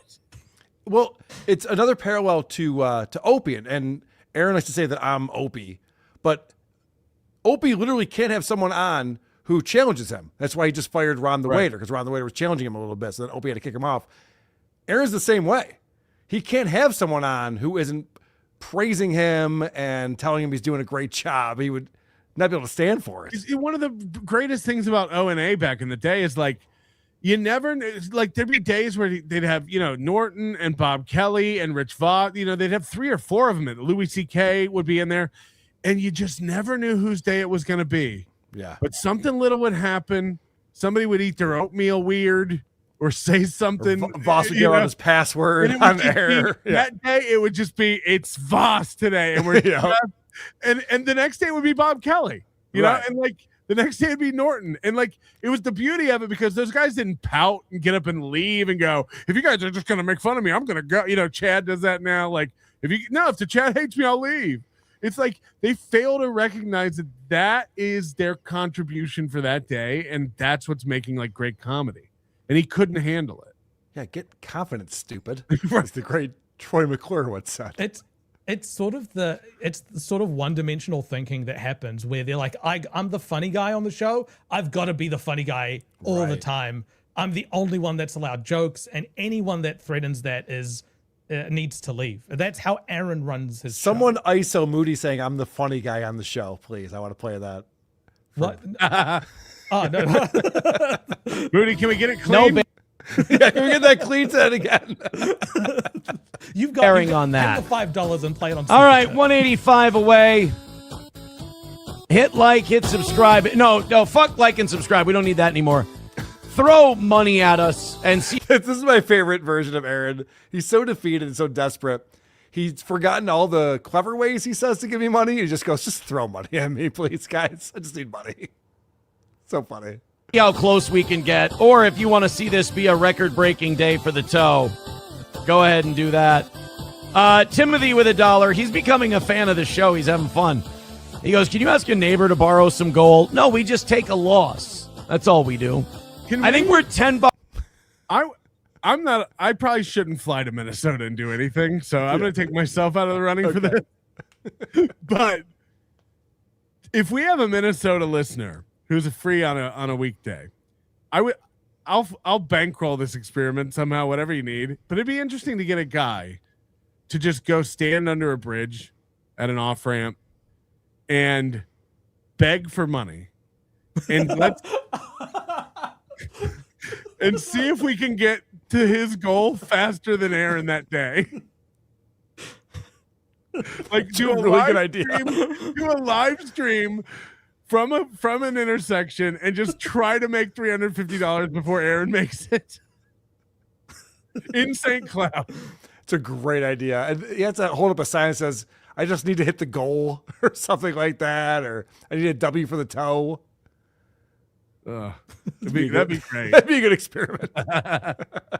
Bucks away from an all-time high miss. This would be a record breaker. All right, I'm not going to yell and scream and sweat and everything else. We're going to lose today. It's going to be bad. If you want to throw a couple bucks to show you support the show and you love the show, please do. Oh, we can?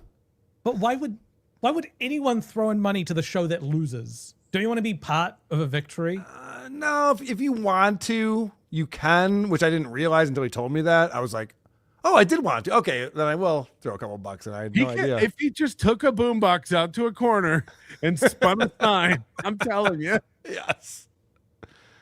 99 cents from Silence Do Good. Thank you very much. And if you hate Steel Toe and I'm the worst guy ever, you're loving today. God, but you'll have something to run with for the rest of the day, and I appreciate that. Rest of the day? This is days later we're doing this. Ah, shit. Look how Like, fat his face is. Jesus Christ. So much stuff he could do. Like, here's another idea. Just helping Steel Toe, because he takes on these ideas. You know that it's a bad period of time and you're looking for people to send in money and you know it's going to get clipped. Why not say, this is so bad, it's going to get clipped. Anyone have a message for the haters that I'll read out when they play this? Yeah. Like now's the time to super chat me something that'll humiliate me. Like Christian Blatt does this thing on Who Are These Broadcasters? Like the biggest super chat, I'll read at the end, and you can get him to say something racist or ridiculous. Right. Like he could be embracing that with like, obviously it's going to get clipped. It's going to be all over YouTube and Reddit. Right. Now's a chance to get me to say something silly that Patrick will respond to. Exactly. Or Blind Mike will say it's a bigger shows will take on your ad. Now he loves being humiliated because he has a cock, but he doesn't do it well. He doesn't. He did. Do you have that clip of him talking about that? No. What clip is that? I'll load it. I'll load it up. All right.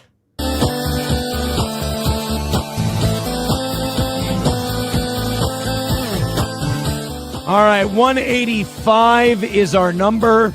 Chad Buzamak says we like to see the squirm. You didn't give enough money today to see the squirm. I'm really sorry. I'm sorry. You got. We're seeing it. To get close enough to see the squirm. 09 Canyon says, "Can I get 100?" Wind it back to when he's put his phone down. Okay, that's the squirm. Watch when he. Yeah. No shit. We're watching the squirm. Watch when he redirects his attention. There's several little like that's the squirm. Yes. His facial expressions say it all. Not gonna see me squirm today, guys. This is all right. This is seething. This is what seething looks like. He's thrown that word out so often, but he is seething under the surface here. He's angry. 185 is our number. Chad Buzamak says we like to see the squirm. You didn't give enough money today to see the squirm. I'm really sorry. I'm sorry. You got to get close enough to see the squirm. He's winning even when he's losing. It's amazing. How's he pull that off? Yeah, he's go ahead. Literally grimacing right now. I'm saying you haven't paid to see the squirm. And what is this reverse psychology he's doing? Like, guys, when I'm 200 away from the goal, I don't squirm. It's when we're 10 away that I really get crazy. It's like, okay. Yeah.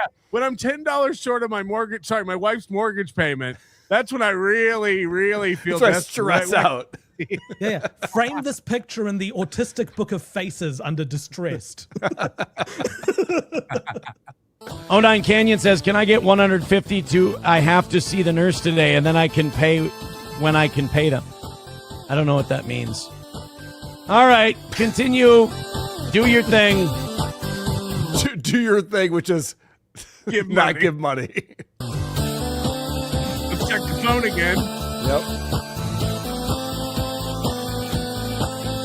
Thank you to Timothy. No, I don't think that's going to do it, buddy. I'm sorry. I don't think that's going to come up with the shortage. We're just going to take a big, hard fucking L right in the ass today.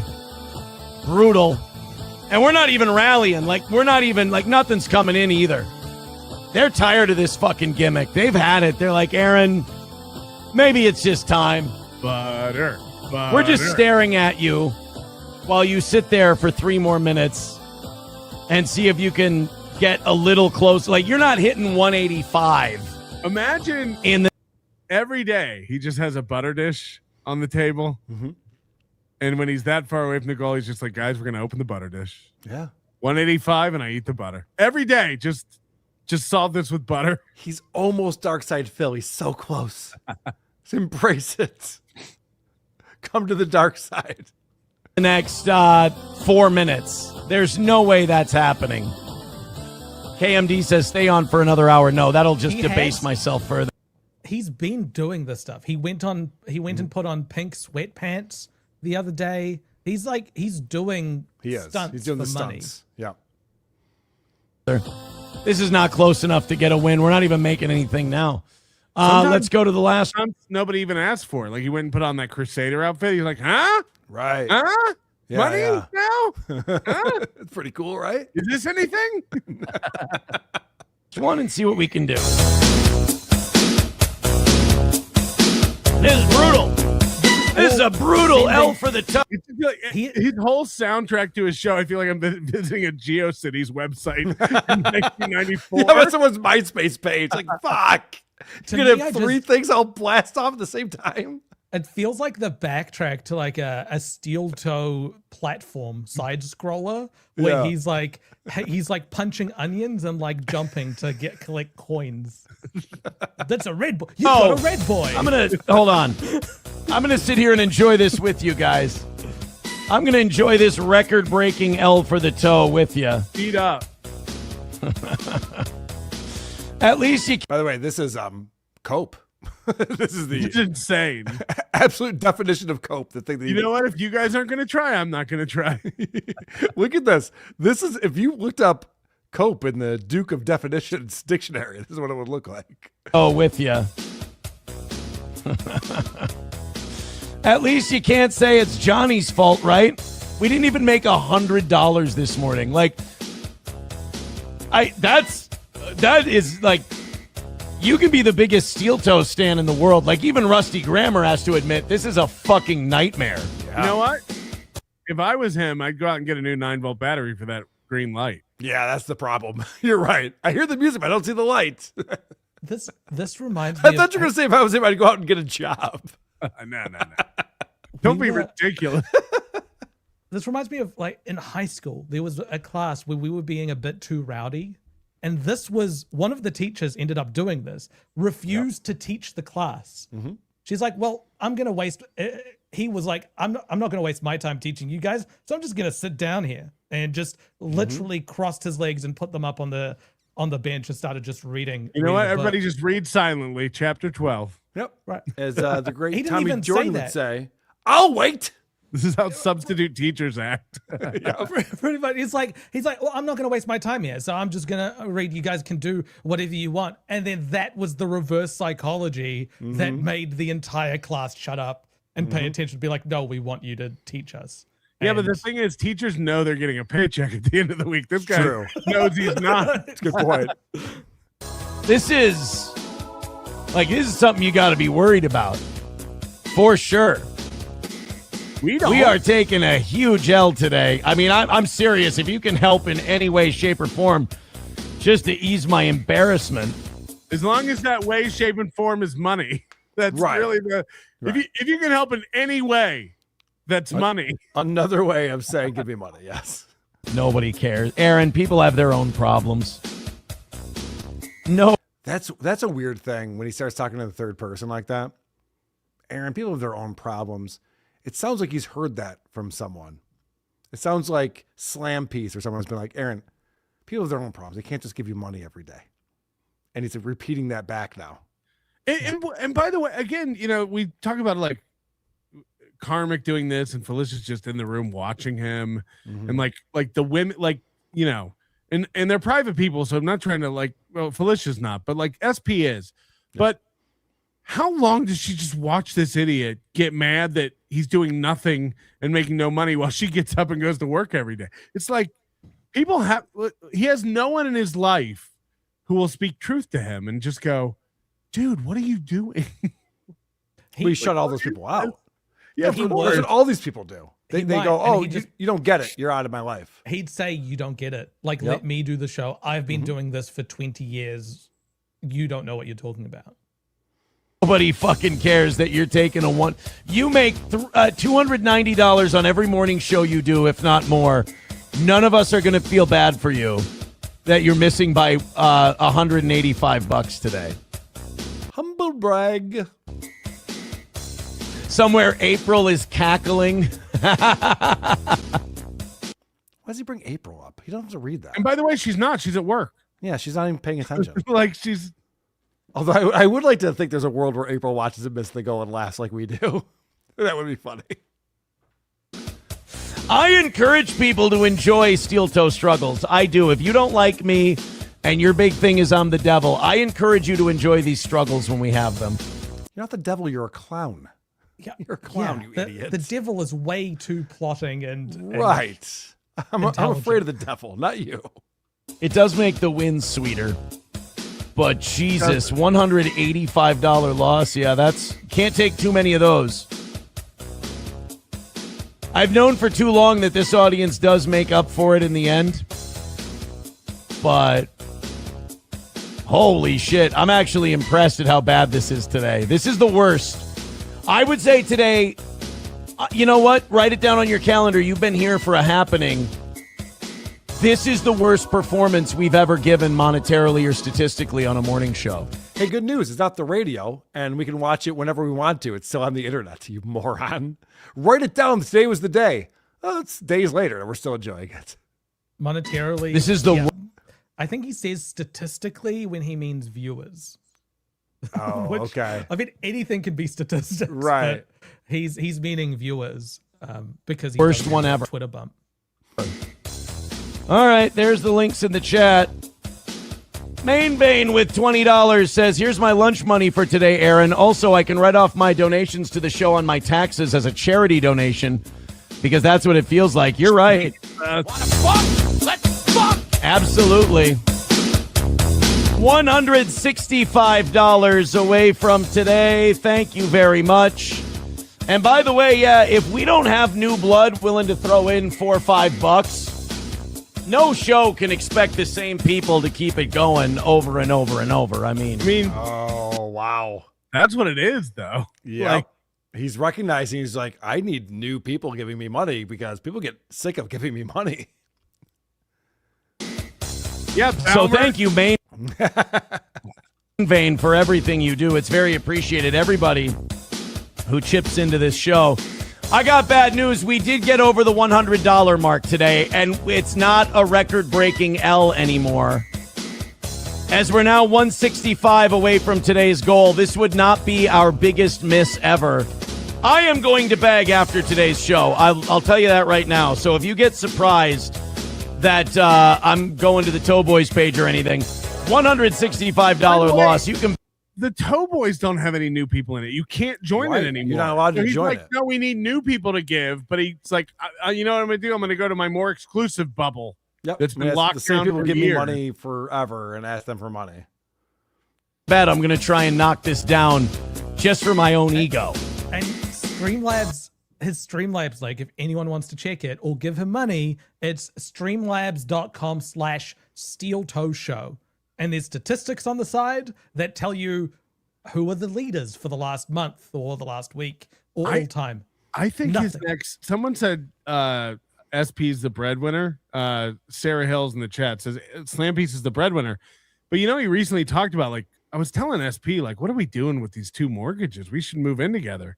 Like, I think that's his next move, is like consolidating finances. Like, at least one of us will have a job.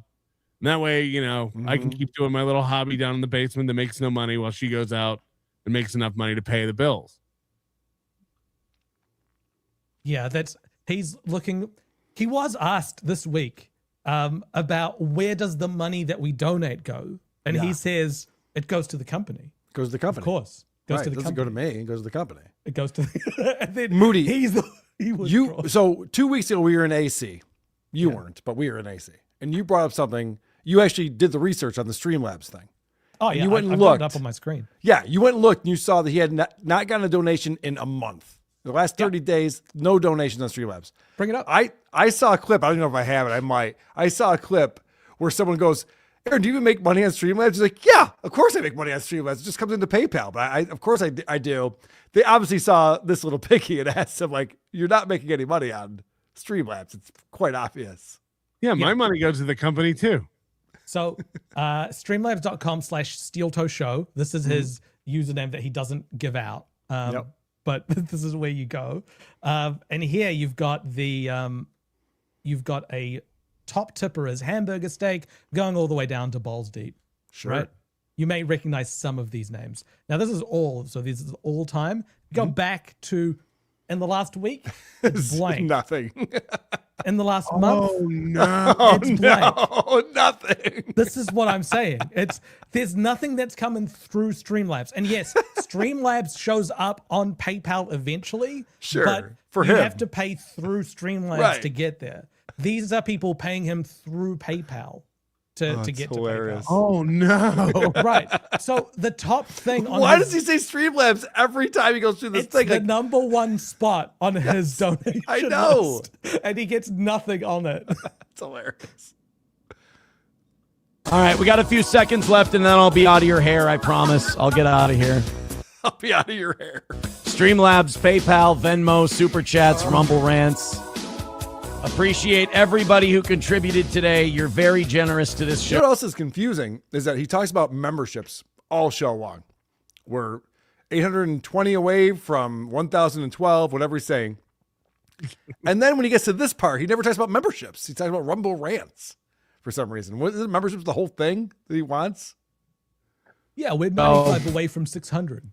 Right, because he forgets that that's the new thing, and he has that telemarketer script that he just goes through. He can't stop himself from doing it.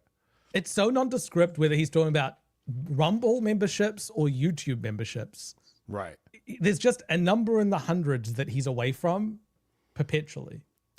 And remember, having a membership or gifting a membership does nothing for anyone. You're very kind to this show, and I appreciate it. And thank you for letting me entertain you. All right, about 5 seconds left, and then I'm out. What'd we make? $20 during our rally? Hey, see, even if we would have got down to like $90 today, there's no number that's safe anymore. I mean, it's. I'll be honest with you. No number would have been safe today. We would have taken an L no matter what. And I'm not. I've definitely done live streams that made very little money.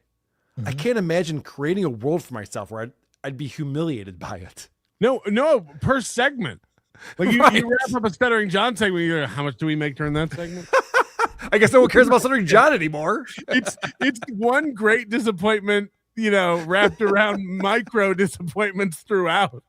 Imagine saying I made $20 during my rally segment. I really thought that Nick Fuentes thing would bring in at least 48.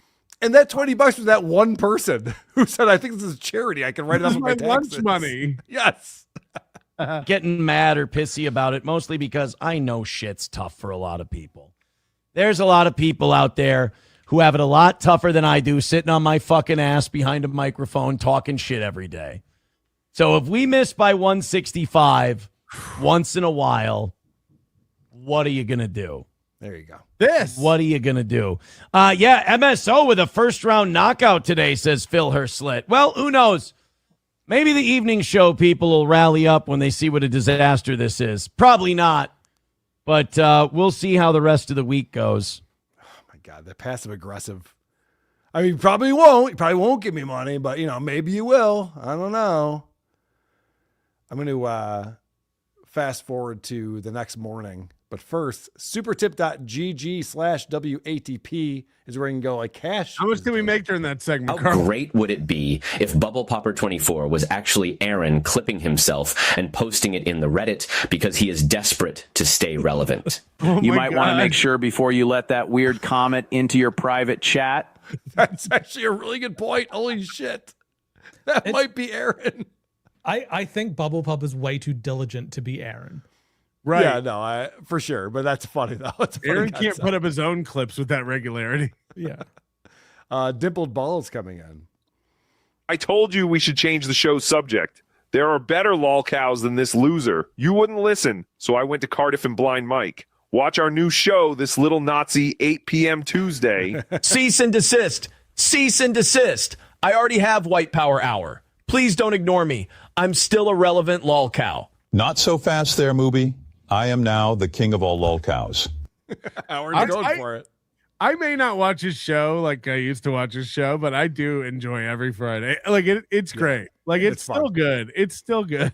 And I it's enjoy not the about- prep for this too. I love going through the Reddit and through the different clippers and watching this. It's hilarious. It's not a meritocracy where we're trying to find the best lolcow either. This is the one we're interested in. Right. And it's the one that we get together over. So yeah, maybe there's better ones out there. Probably there is, but it just doesn't, it won't change the topic of this show. Well, Aaron's unique. I talk about this all the time. Like, I think the Stuttering John's the greatest lolcow of all time because of his accomplishments, because he was on the Howard Stern show and he did work for Jay Leno on the Tonight Show. Like, that's wild that he'd be this incompetent and this bad at entertainment and comedy and have those jobs.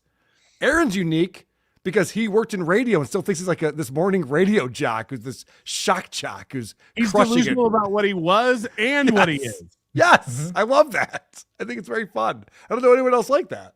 One of the things from this last super tip that came in is that how funny is it that it only took 2 weeks for Blind Mike to cuck OJ out of his friends? I love that. It's the funniest thing ever. Like OJ left for 2 weeks, no contact, and now Blind Mike is best friends with Cardiff and yeah. It might be an upgrade. I don't know. People are saying that. Ricky Bev's coming in. The funny thing about me and my audience is that we all think we would have been elite SS officers when we would actually have been in a camp for untrainables splitting rocks. But also Patton. Right. Scooter G. Turnabout is fair play. I'm changing my show format to one that reviews NLO and WATP clips.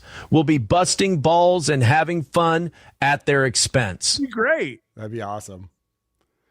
Krautcat. Hey, Tubes, it's your boy King Tobra JFS. You don't have to donate, but it's greatly appreciated. Long live Ozzy. It's like we play clips of Aaron shitting on us all the time and then point out hypocrisy and stuff. He can't play clips because he's so embarrassed about what would be revealed about him. Right. Like he can't let that truth into his audience. Like he could, if he played a clip of me going over him, it wouldn't go well for him, and he knows it, and that's why he doesn't play clips.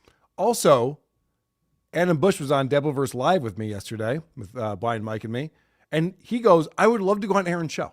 If he would give me an invitation, Adam Bush on Aaron's show would be huge.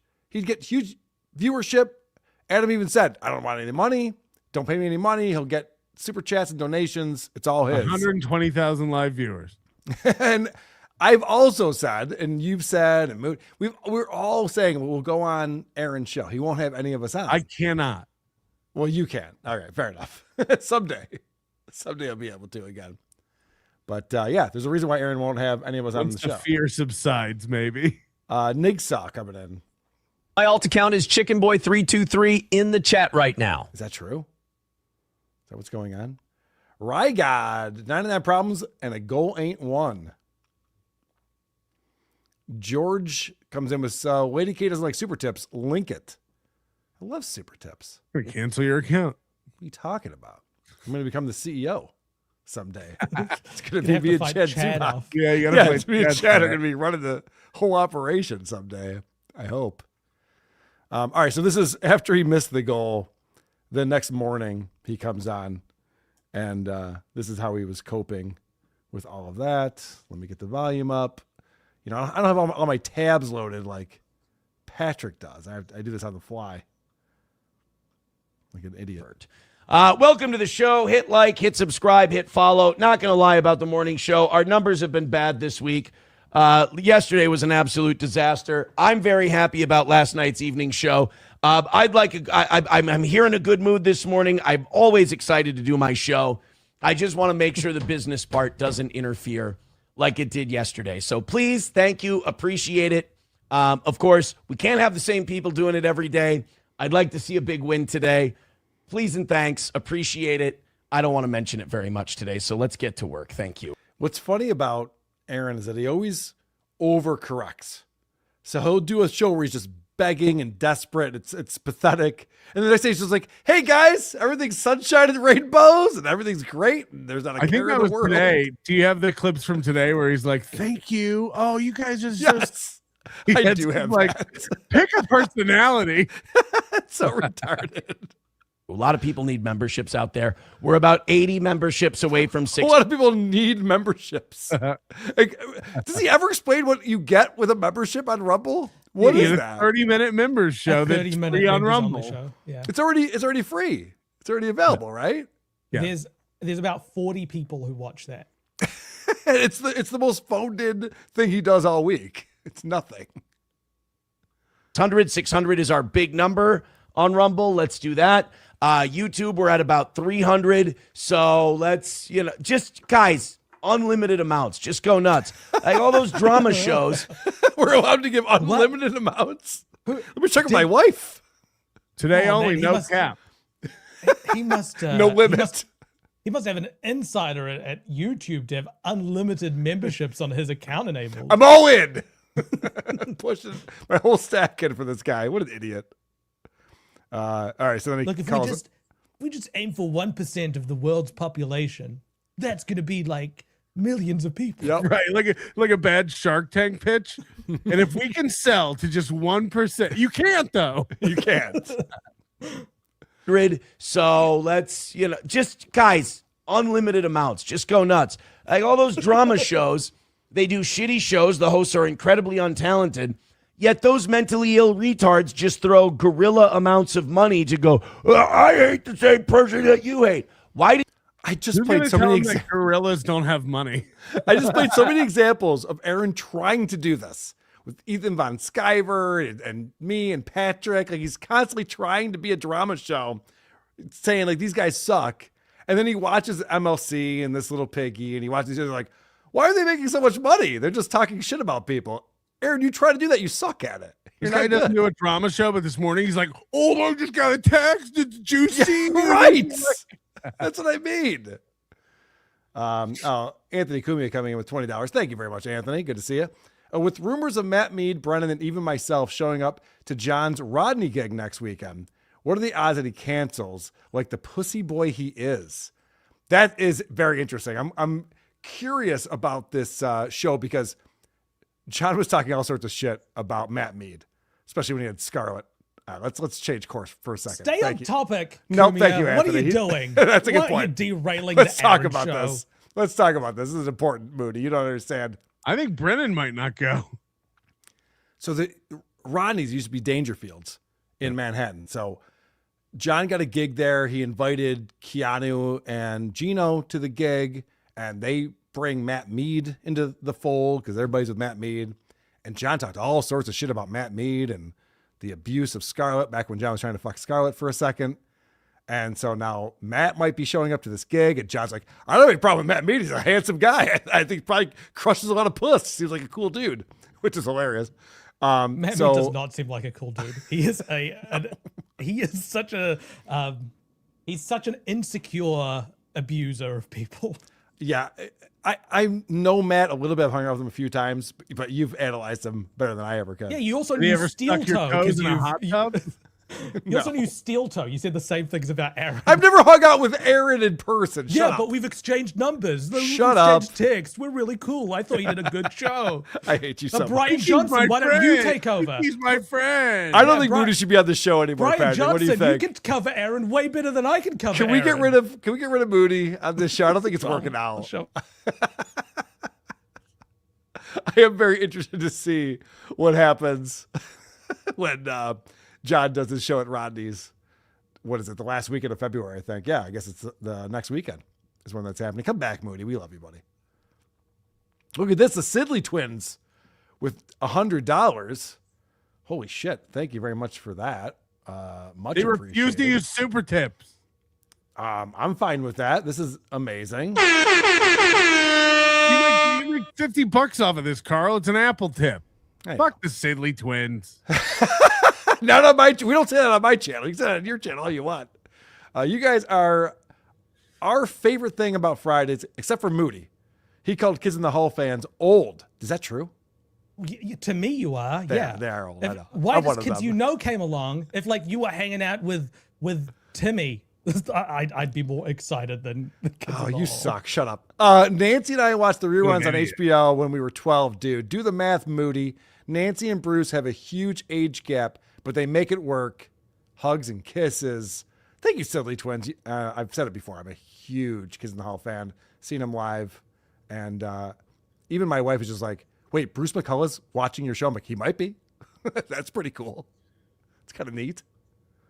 All right, back to Aaron.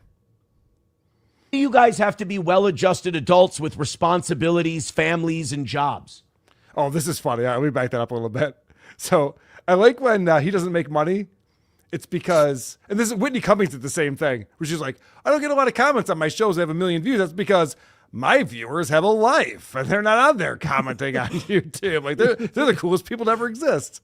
Aaron says the same thing, which is provably incorrect. Funny to go, I hate the same person that you hate. Why do you guys have to be well-adjusted adults with responsibilities, families, and jobs?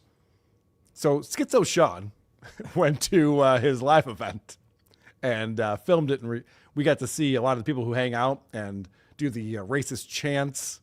And they're not well-adjusted people who make a ton of money. The Toe gang. He was trying to get the Kiwi Farms people involved. Like his whole thing with Nick Recato was, I hate the same person that you guys hate. Yeah. That's been his last 2 years. So, but they're well-adjusted people who are doing well in life. Yeah, The well-adjusted Kiwi Farms people. Right. I resent you for that. I resent you for being intelligent. I resent you for being very, very smart and having responsibilities. I hate having an audience that's actually good. I'm kidding, by the way. I'm very glad that I have the people I do. Thank God. I would rather beg you for money than go, you know what this guy did? Oh, I don't like that guy. It's the lowest dollar it's worse than begging. It really, doing drama content is where, at least if you do good content and then go, guys, a little something, alms for the poor, a little something for the effort. That's a lot better than going, I'm 50 years old. Let's talk about what this other man is doing with his life. There is no amount of money that makes that better than begging. If I found out the kids in the hall were watching Aaron make fun of me, I'd end it. Also, he says that as Fuentes starts to scroll at the bottom of his screen, his whole show is about what other men are talking about, talking about other men. We've been illustrating that throughout the show, that he loves the drama. He loves talking about this shit. He loves getting himself involved in it. And then he goes, oh, you guys are gay. What are you talking about, other men and what they're up to? Sure. By the way, I'm going to go see Scott Thompson. It's coming to town in April. Be watching him perform. Hopefully Buddy is there to perform. Kids in the Hall catch-up movie. I'm 10 years younger than you. I don't know Kids in the Hall. I know Mr. Show. Mr. Show, Bob Mr. Show was Odenkirk great. was coming in. Yeah. Mr. Show was good. All right. This is my favorite clip. This is the clip that I was looking forward to playing for you guys. This is the part of Aaron that really intrigues me when reality sets in and he has to deal with it. Impress upon you for just a moment. We've got an hour, maybe an hour and a half left in today's show. And today has been so great. It's been just like Tuesday's first few hours were, yesterday's first few hours were on the evening show. If you want to help us finish it up, man, I would love that. I would love that so much. We're one membership away from 500. We're double digits away from finishing what's been an underperforming week on my part. We're close to finishing it strong. And I'd like to do it I don't want to do that 5-minute shit today. I'm kind of stressed out from it. I don't like doing it. It ruins the show. It makes me look like shit. So your support has been amazing. I love when he can't help but say the truth. It's so funny. It's the brown shirt that makes you look like shit. It's the hairline that makes you look like shit. Finish it up strong. And thank you so much for keeping this show going. I mean it. Thank you, everyone who supports it. Thank you very much. You know what that means? We have hit 500 memberships today. Thank you. Thank you very much. We're now 100 memberships away from 600, and we are. I'll give you the number since we're close. We're $75 away from ending this week strong, and I thank you so much for that. So this is what I was talking about before. Where now he won't tell you the number, and he's like, "All right, we're $75. I'll tell you the number this time." He's $1 billion away from being a billionaire. Yes. Guys, I spoke to the bank. I have an unlimited limit on my bank account. You can put as much money as you want in there. So go nuts. We had $150 worth of $125 worth of misses this week. I don't expect us to knock those out. But what I would like to see is us hit that 75 before the last 5 minutes. I would really love to end this week without a rally segment because I don't like them. Don't make me stay. This right here is my favorite version of defeated Aaron, where he explains to us that he's put himself in a prison that he created. Look at that look right there. This what he's going to explain right here is something that I didn't invent for him. Melton didn't invent for him. Nick Rekieta, none of the people that he thinks are his enemies created this for him. Aaron created this for himself. Because I don't like them, and I don't like the way I have to make you feel just to hit the number and everything. So everybody who's been throwing in 2s and 5s, it doesn't take any more than that, and I appreciate it so much. You guys have been so amazing last night, today. I need you guys to give me money because I don't like the way I have to ask you guys for money, and that makes you feel. So just give me money, right? And then I won't have to ask you guys for money because that feels icky. Do you guys remember a year and a month ago when Aaron goes, "I just figured out the solution to my problems. Let's hit tomorrow's goal today."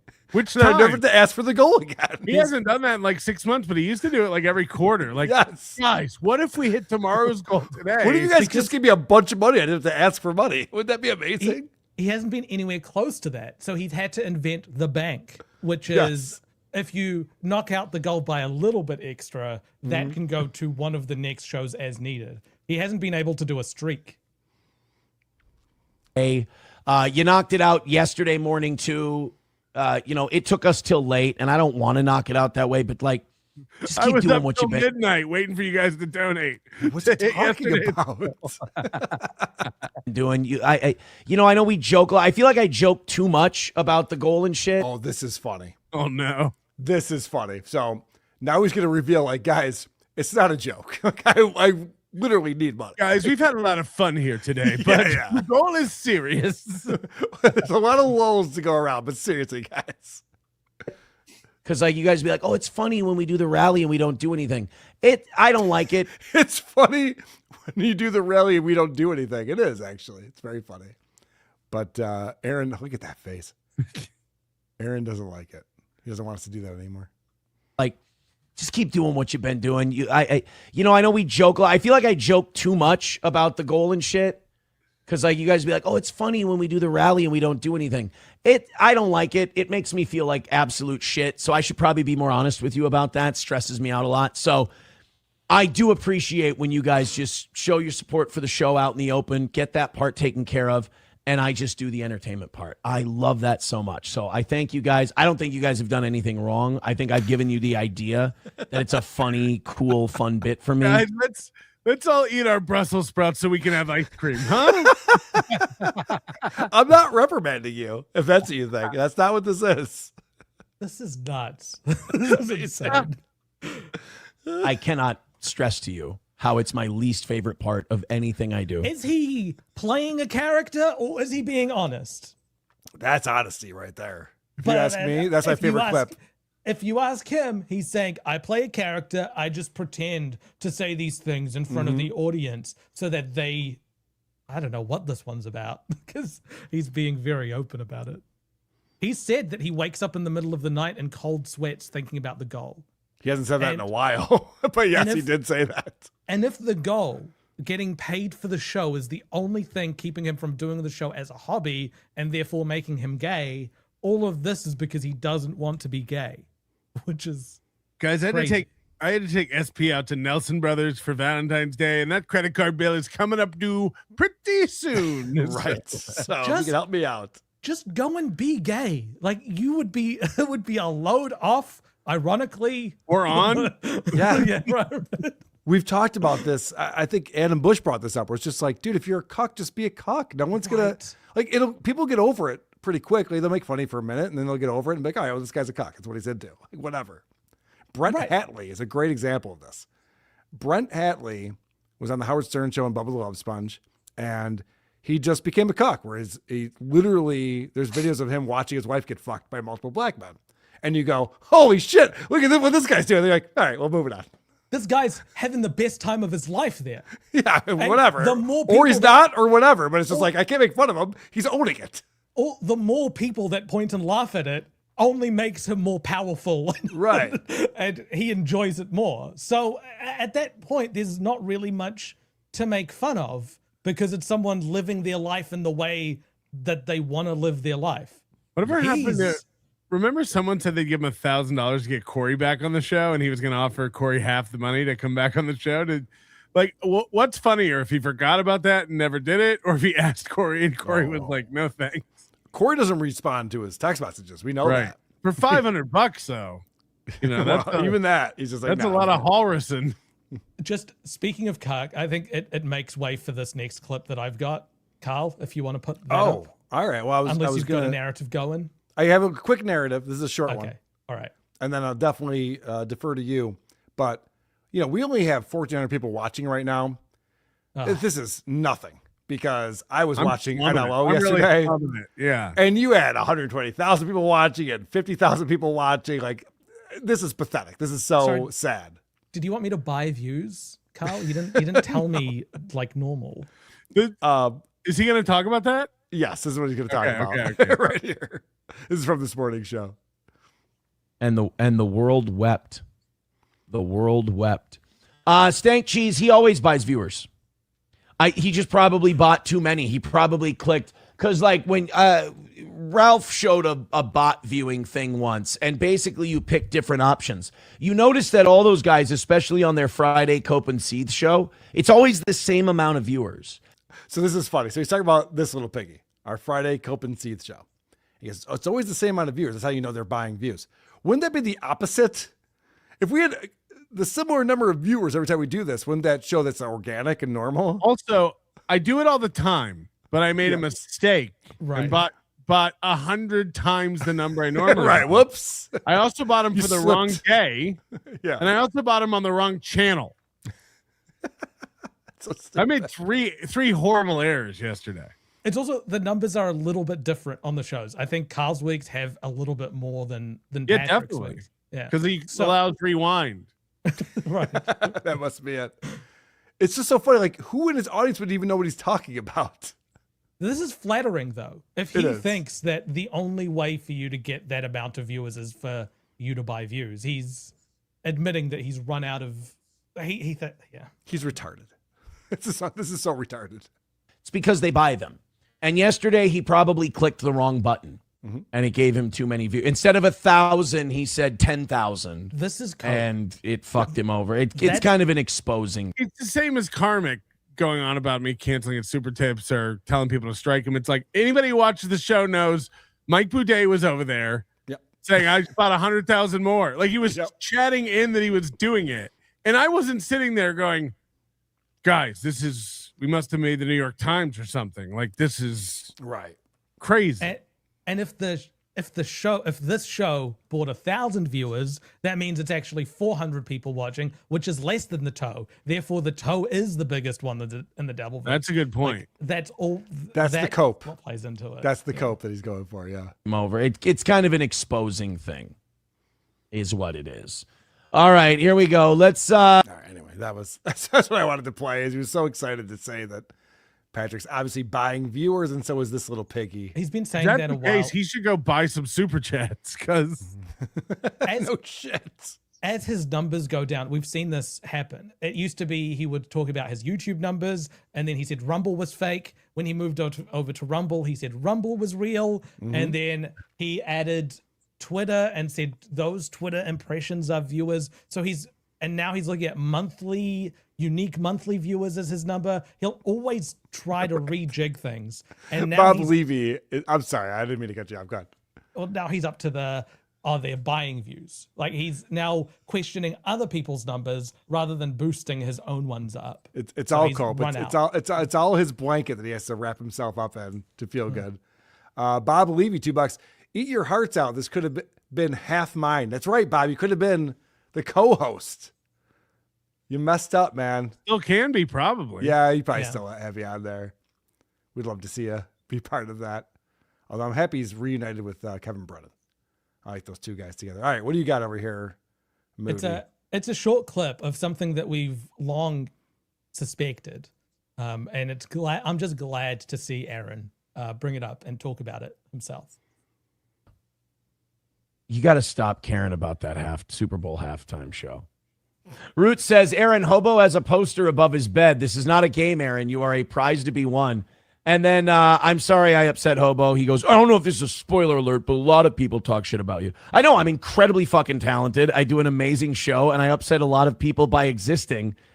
And I don't want to do that. I don't want to take pride in that. I think it's vanity.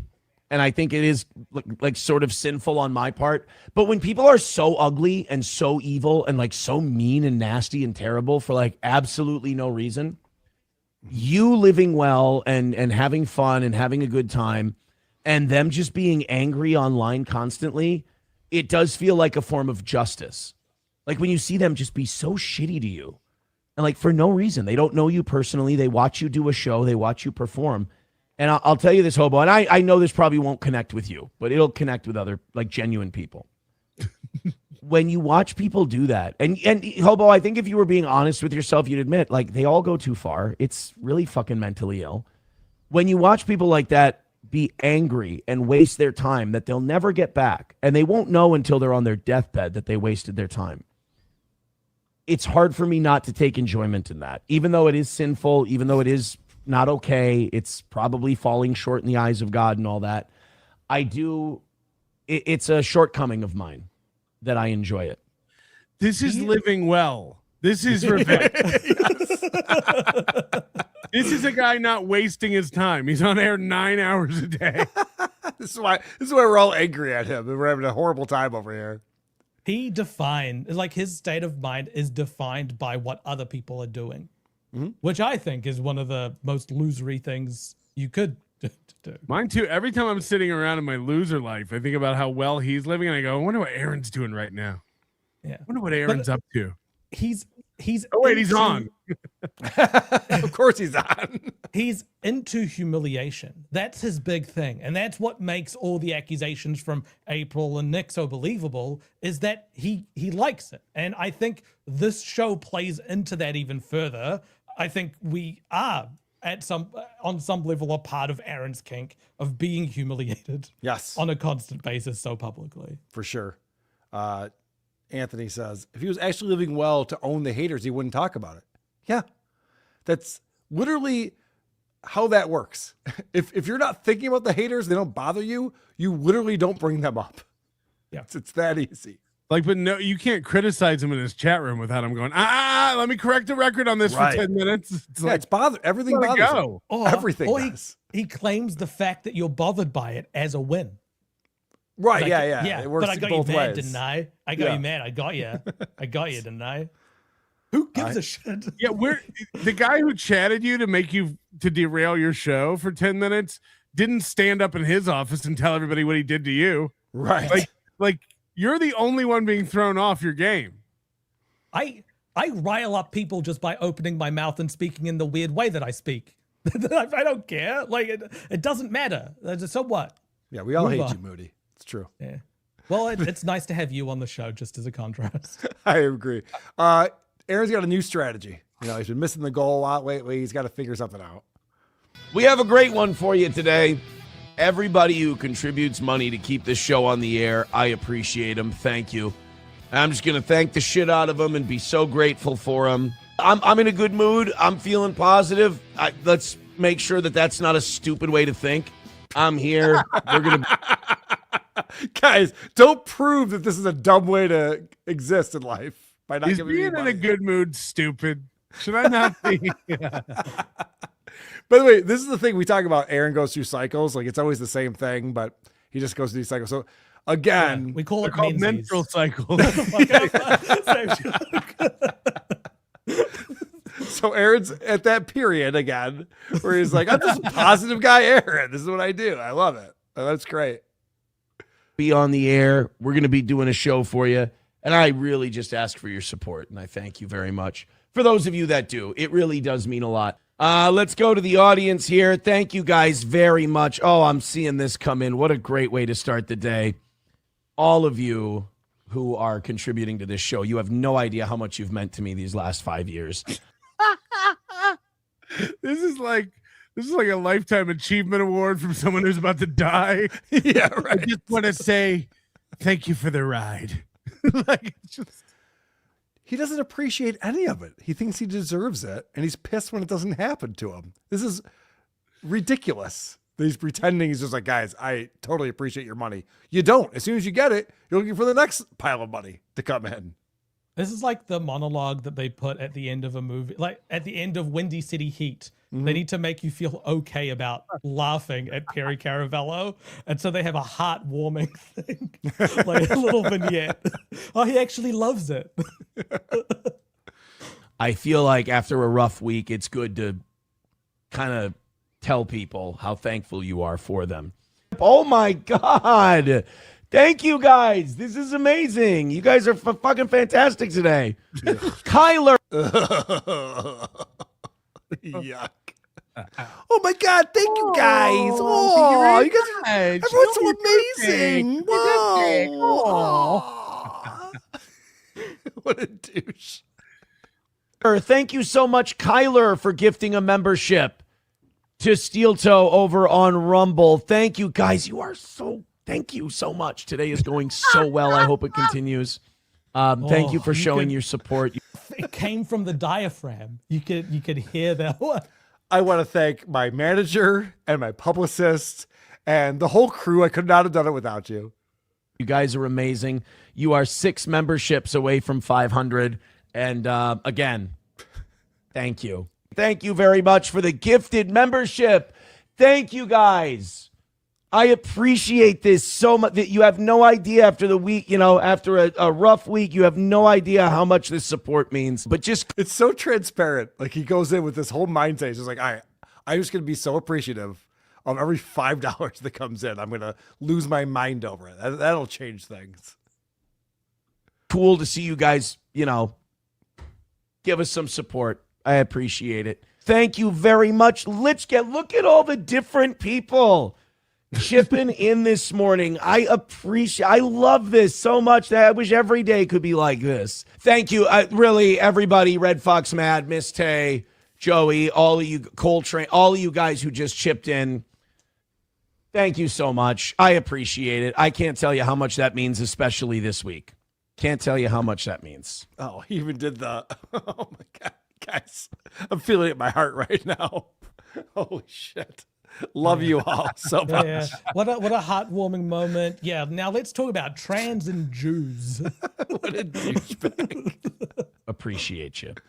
So just keep keeping this show on the tracks, and I appreciate you, and I love you, and you guys go above and beyond.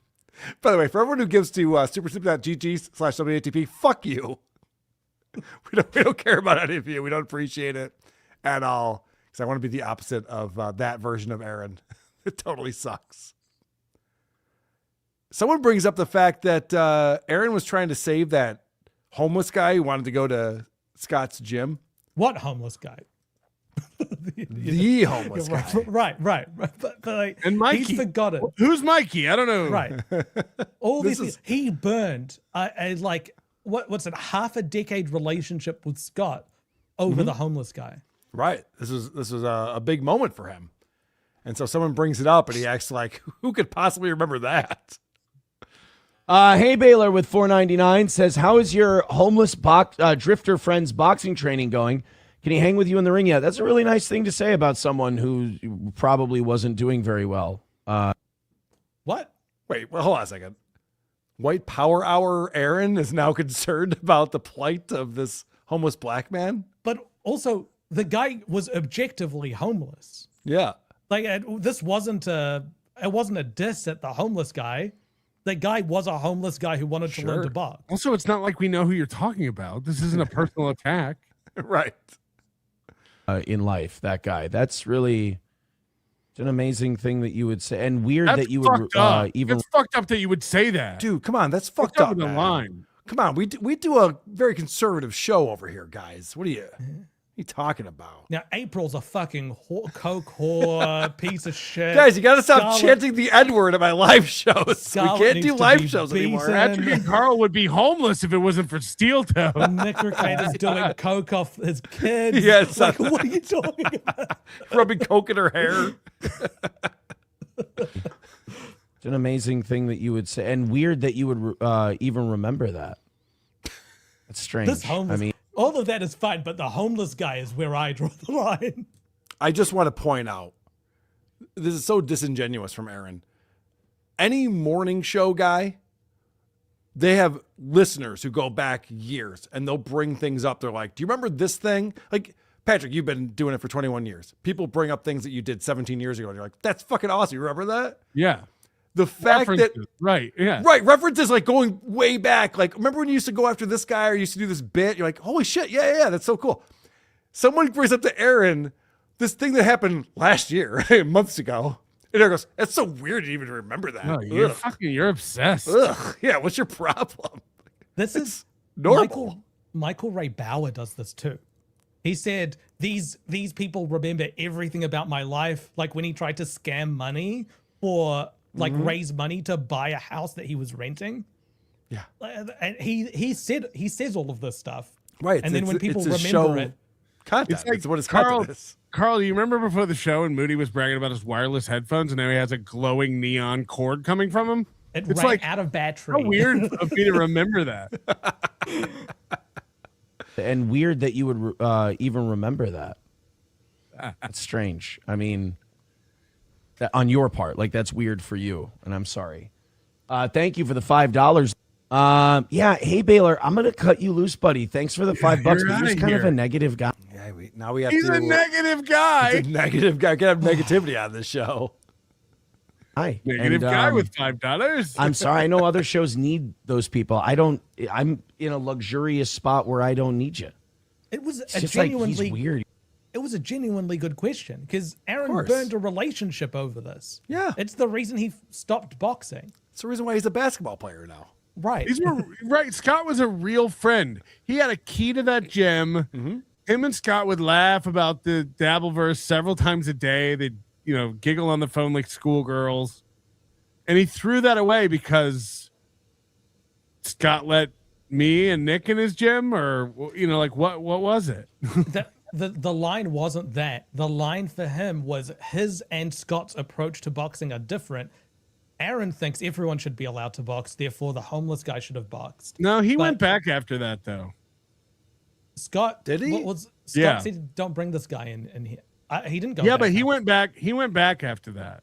A couple times. That was but their it big was falling over. out, though. That was the falling out. It was over that. He was. We knew at the time he was orchestrating a fallout with Scott. And it was around the time like Chad was calling Scott and to talk about that. Yeah. So it was when Scott went out of the bubble on his own to spill the beans about things that were and weren't true. It destroyed Aaron's narrative. And then I don't even think it was a falling out of a friendship. Aaron had no more use for him because he was a thing Aaron could hold up and go, see, this guy believes my story and everything I'm saying. But then when it came out that no, Scott thought Aaron was an arrogant clown, like that's when Aaron had no more use for him and cut him loose. The same with April. It's like the minute you stop towing his line, he cuts you loose because same with Hey Baylor. Like, what's he mad about right here? I'm going to cut you loose, buddy. By the way, cut you loose means block you. Yep. From my chat because I don't need anyone coming in here and dispelling my lies. Yeah. The reason for it though is it's based in him talking to you and talking to Chad and Rocco, Right. but he doesn't want to give credit to that, so he invents a new reason. Right. Right. Exactly. When he was Scott's mouthpiece, he could manipulate Scott. And when Scott started talking to other people on his own, Aaron had to distance himself and be like, Scott's gone crazy. Scott's lost his mind. Yeah. We have different philosophical approaches to boxing, right. and that's why our relationship is untenable. It's about this homeless guy. Right. He's professionally trained and has decades of experience, and you're a clown. Those are your differences of opinion about boxing. You've lost everything you've tried to do in boxing. And Scott owns a gym where he trains hundreds of people. And what's the bet? Aaron's gone off about homeless people before. This guy wasn't even, Hey Baylor wasn't even making fun of this guy for being homeless. He was using it as a descriptive word. Yeah, but then Aaron makes a straw man. It's like, let's not make fun of the homeless guys. That's fucked up. It's like if someone's like, oh no, that person isn't fat. They're a nice guy. It's like you're saying that fat people can't be nice. Like that starts to break into your own prejudices. Yeah, or you call somebody in a wheelchair an asshole. It's like, can they not be an asshole because they're in a wheelchair? Don't call him an asshole. He's in a wheelchair. It's like they can be assholes too. Sorry, Quad Father. Yeah. It's just like he's weird. He's like, what about this homeless guy that you wanted to help box? And he keeps asking about him. Creepiest part is he doesn't care at all. He's just like, I think I can own. You didn't either. So now Aaron's trying to be the morale police, where he's just like, well, obviously, I cared about this guy. It had nothing to do with anything. Yeah, and meanwhile, Aaron wanted to teach this guy and train with this guy boxing so he could come back and be like, I was coaching today. Right. Like, let's not pretend like the real reason Aaron wanted to do that was to come back and be like, you guys think you ruined me with the Save Sport thing? Well, I was coaching today. Mm-hmm. Creepiest part is he doesn't care at all. He's just like, I think I can own Aaron this way. And it's like, I feel bad for you. I kind of pity you, but like, you'll figure it out on Reddit today, I'm sure. Odd. Hobo Chili Recipe with $1 says, Aaron, how's the homeless guy? Pretty good. I will say, Hobo, I love you, buddy, but you probably got to stop living your life for me too. Like I noticed. This is crazy. This is a weak spot for him. He's putting it out there. He's so dumb too. Like, if you talk about the homeless boxer, he gets very upset. Carl, I don't know what clip you're watching, but he's getting them. Oh, okay. My bad. He cares more about this homeless guy than his kids or his wife. He doesn't. But he does. You're right. You might be right about that. Up. You don't usually pop up on my Twitter. I don't follow you, but you popped up the other day. You tweet about me a lot. Like not when I'm not on the air. And I just want to make sure you're okay. I mean, Whoa. This guy's tweeting about him when he's not on the air? That's weird. Can you also watch his show when he's not on the air? Is that like on YouTube, whatever you want it to be? I had a comedy booker one time get mad at me because I emailed them at like 1 a.m. Yeah. And their computer did the "you've got mail" thing or whatever, and it woke them up, and they wouldn't book me anymore because I didn't show them the courtesy of emailing during normal hours. That's like, on you. What's wrong with you? Turn your ringer off. Like, what are you? You tweeted about me when I wasn't on air. What's wrong with you? Those aren't email hours. Care. but since you're here, I kind of want to make sure you're all right because it's a little bit of an obsession. And I'm not saying that to be funny or for the show or anything. I just got you here. So that's Aaron on. It's wild that that's the line in the sand. Today, he doesn't know. He just knows. Yeah, he just knows it's a detractor. He didn't like what Hay Baylor was saying in the chat and had to find a reason to ban him. Right. Yeah. He'll be making fun of homeless people tomorrow. Hate monger coming with $5. My wife would absolutely leave me for a lawyer if she was paying all the bills so I could play pretend radio host on the internets for 100 people. Tim Bollinger. I've asked Aaron a few times what happened to putting the merch sales towards the goal, and he won't acknowledge it. Yeah, that did change, didn't it? Because there's no merch sales. There's no merch sales. His Steel Toe coffee coffee brand is gone. That website's disappeared. What happened to the Gordy merch? No one cares about it anymore. What happened to Gordy? He is having these serious reflective thoughts all of a sudden because he is having to go through his court-ordered classes, and now he is Mr. Honest. This is thinking for a change in action? Good point. Maybe. Maybe he's having to reconcile some of those feelings. Mike Cutts, Stutjo going live in 1830 hours. Please snipe him. 6:30, Carl. Not happening. Do you not know military? Do you not know military time? I don't. 1830 is not correct. Did I say that incorrectly? No. 1830 is fine. Do you know what 1830? Yes. Do you I know how to convert? Let's subtract by 12. Yes. Carl, what's 1945? Fuck off, everyone. I just want Jen to know Ocean Wolf. TWO to Carl, Taliban. 1533. 1533. Who could possibly know that? I have to know what 15 minus 12 is. Empty 87 became a YouTube member. Thank you very much. Stephen Bravo became a YouTube member. Stephen Bravo Show. Thank you very much. Stephen Bravo gifted a membership. Thank you for doing that. Sandman. He literally banned me when I gave an honest opinion. That's what he does. Mm-hmm. Oh, this is the Sandman. Those This is the are guy the who was opinions he doesn't like. this is the guy who was a fan for all those years, and he gets banned. He thinks that any opinion, it's very Kiki like.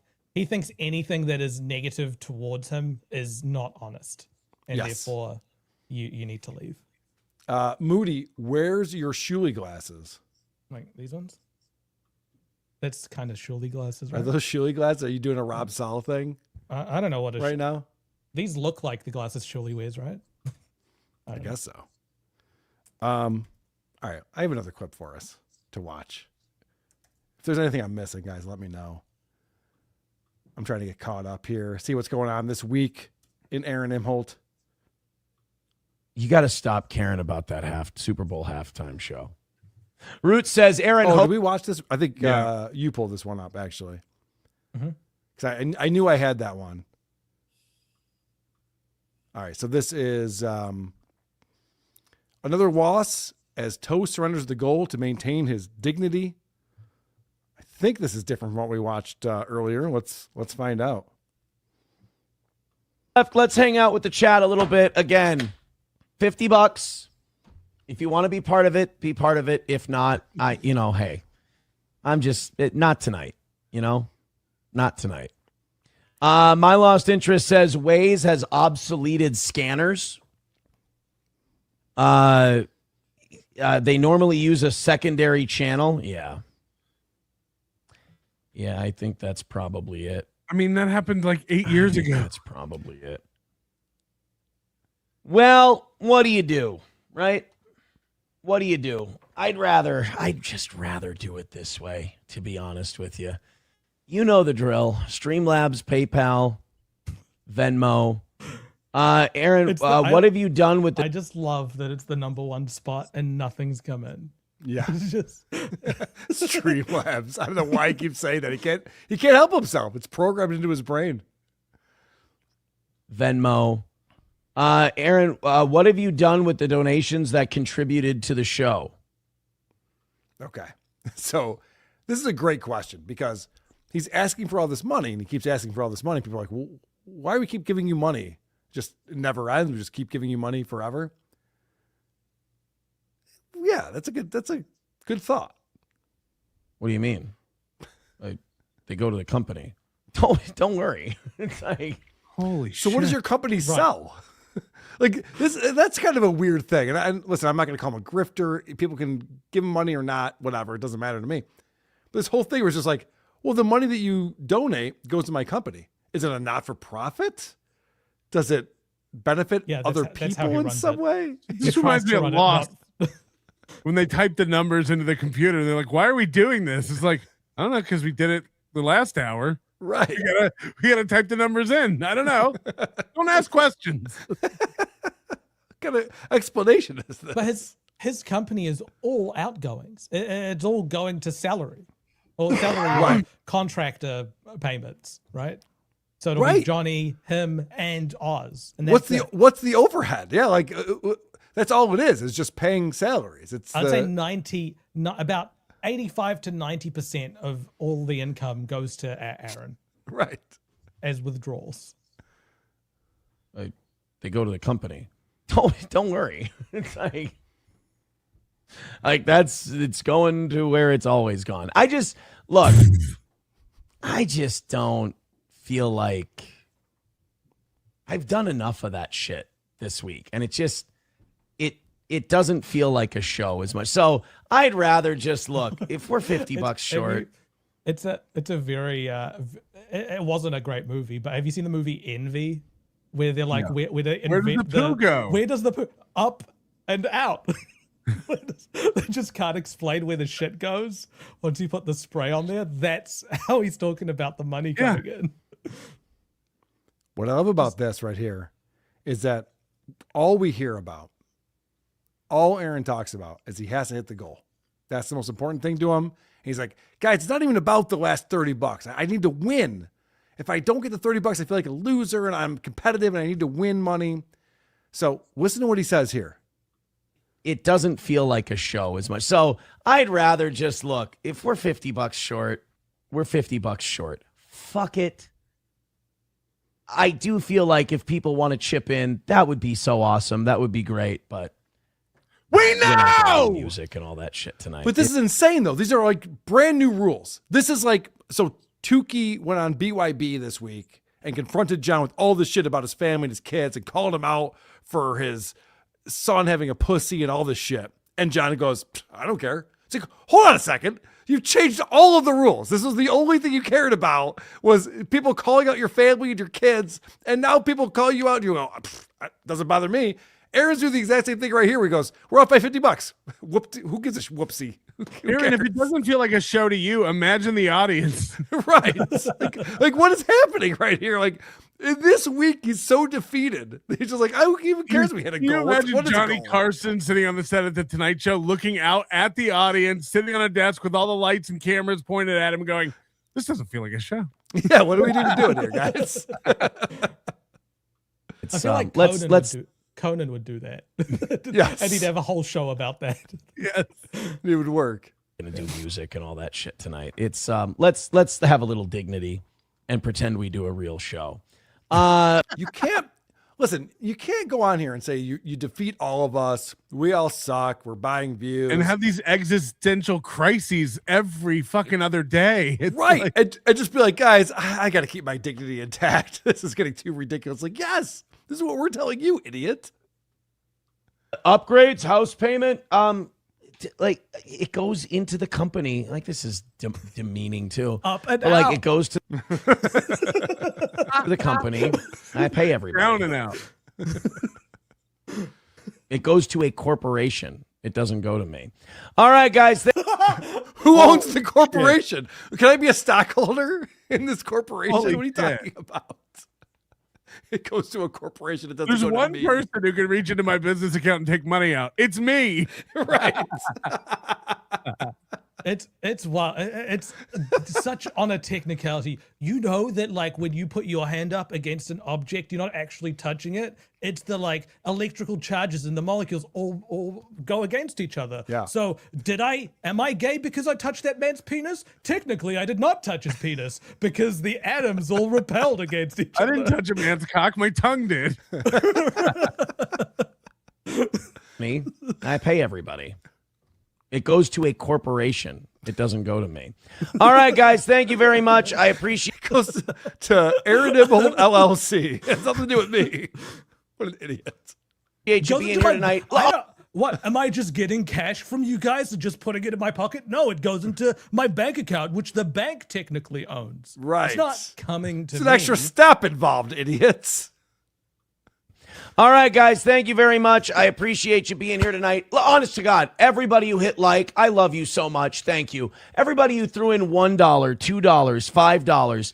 It's so important to me. It means so much to me. Like, I can't tell you how much it means. Oh, shit. And it means nothing. We know. It means nothing. And just, goddamn, man, I appreciate it. Like, you contributing to this program so I can continue doing it. Like, that's huge. I appreciate it so much. So those of you who do that, I'm speaking over top everybody else right to you. Thank you so much. So take it easy, guys. Have a great rest of your night.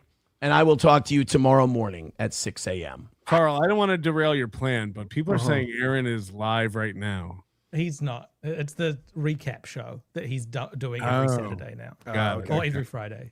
Look at you, Moody. He You're on top runs of it this for shit. over 24 hours. It's just It's just non-stop clips of the time. week?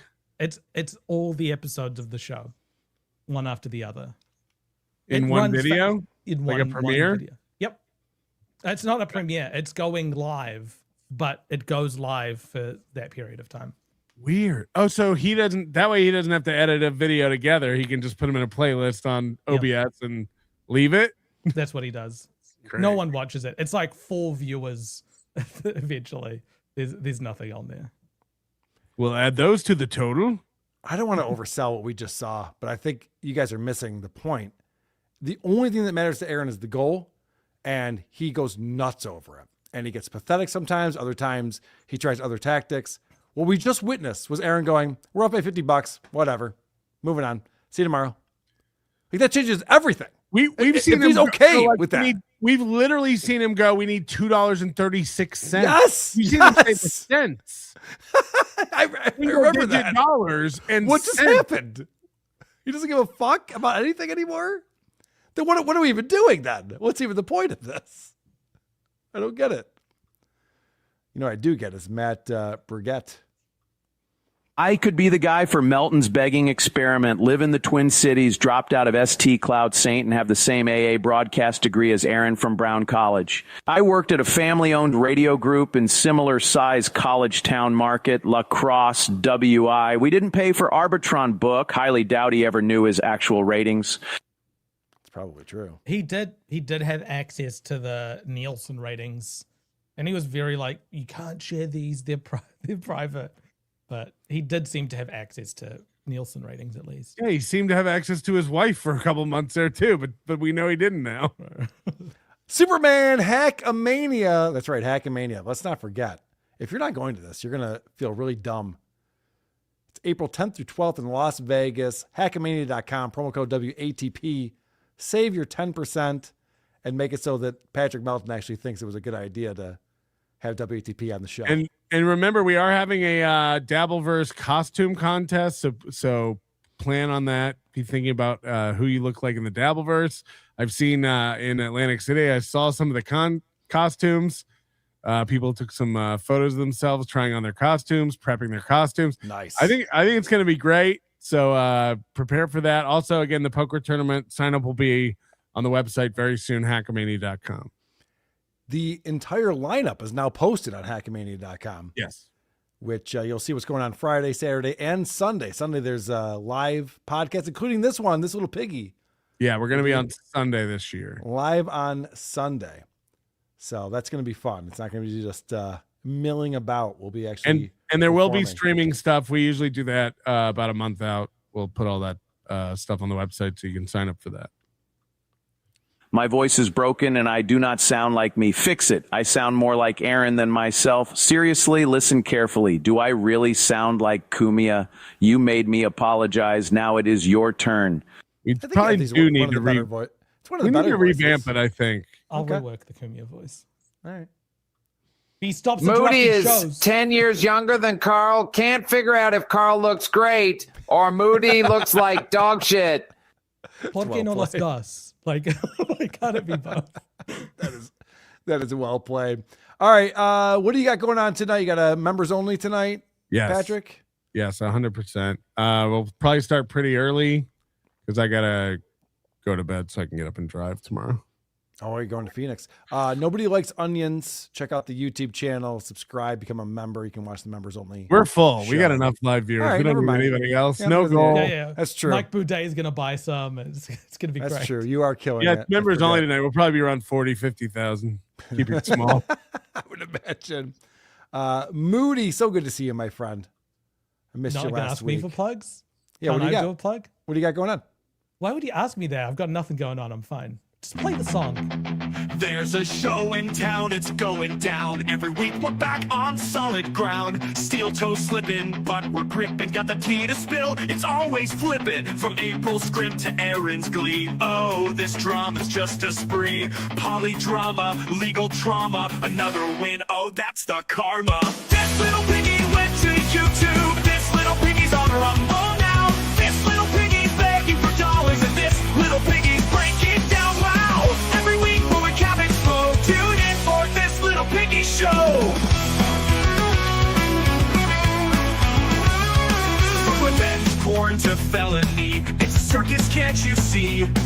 The toe is bent, the goal is spent. His empire crumbles, all hell sent.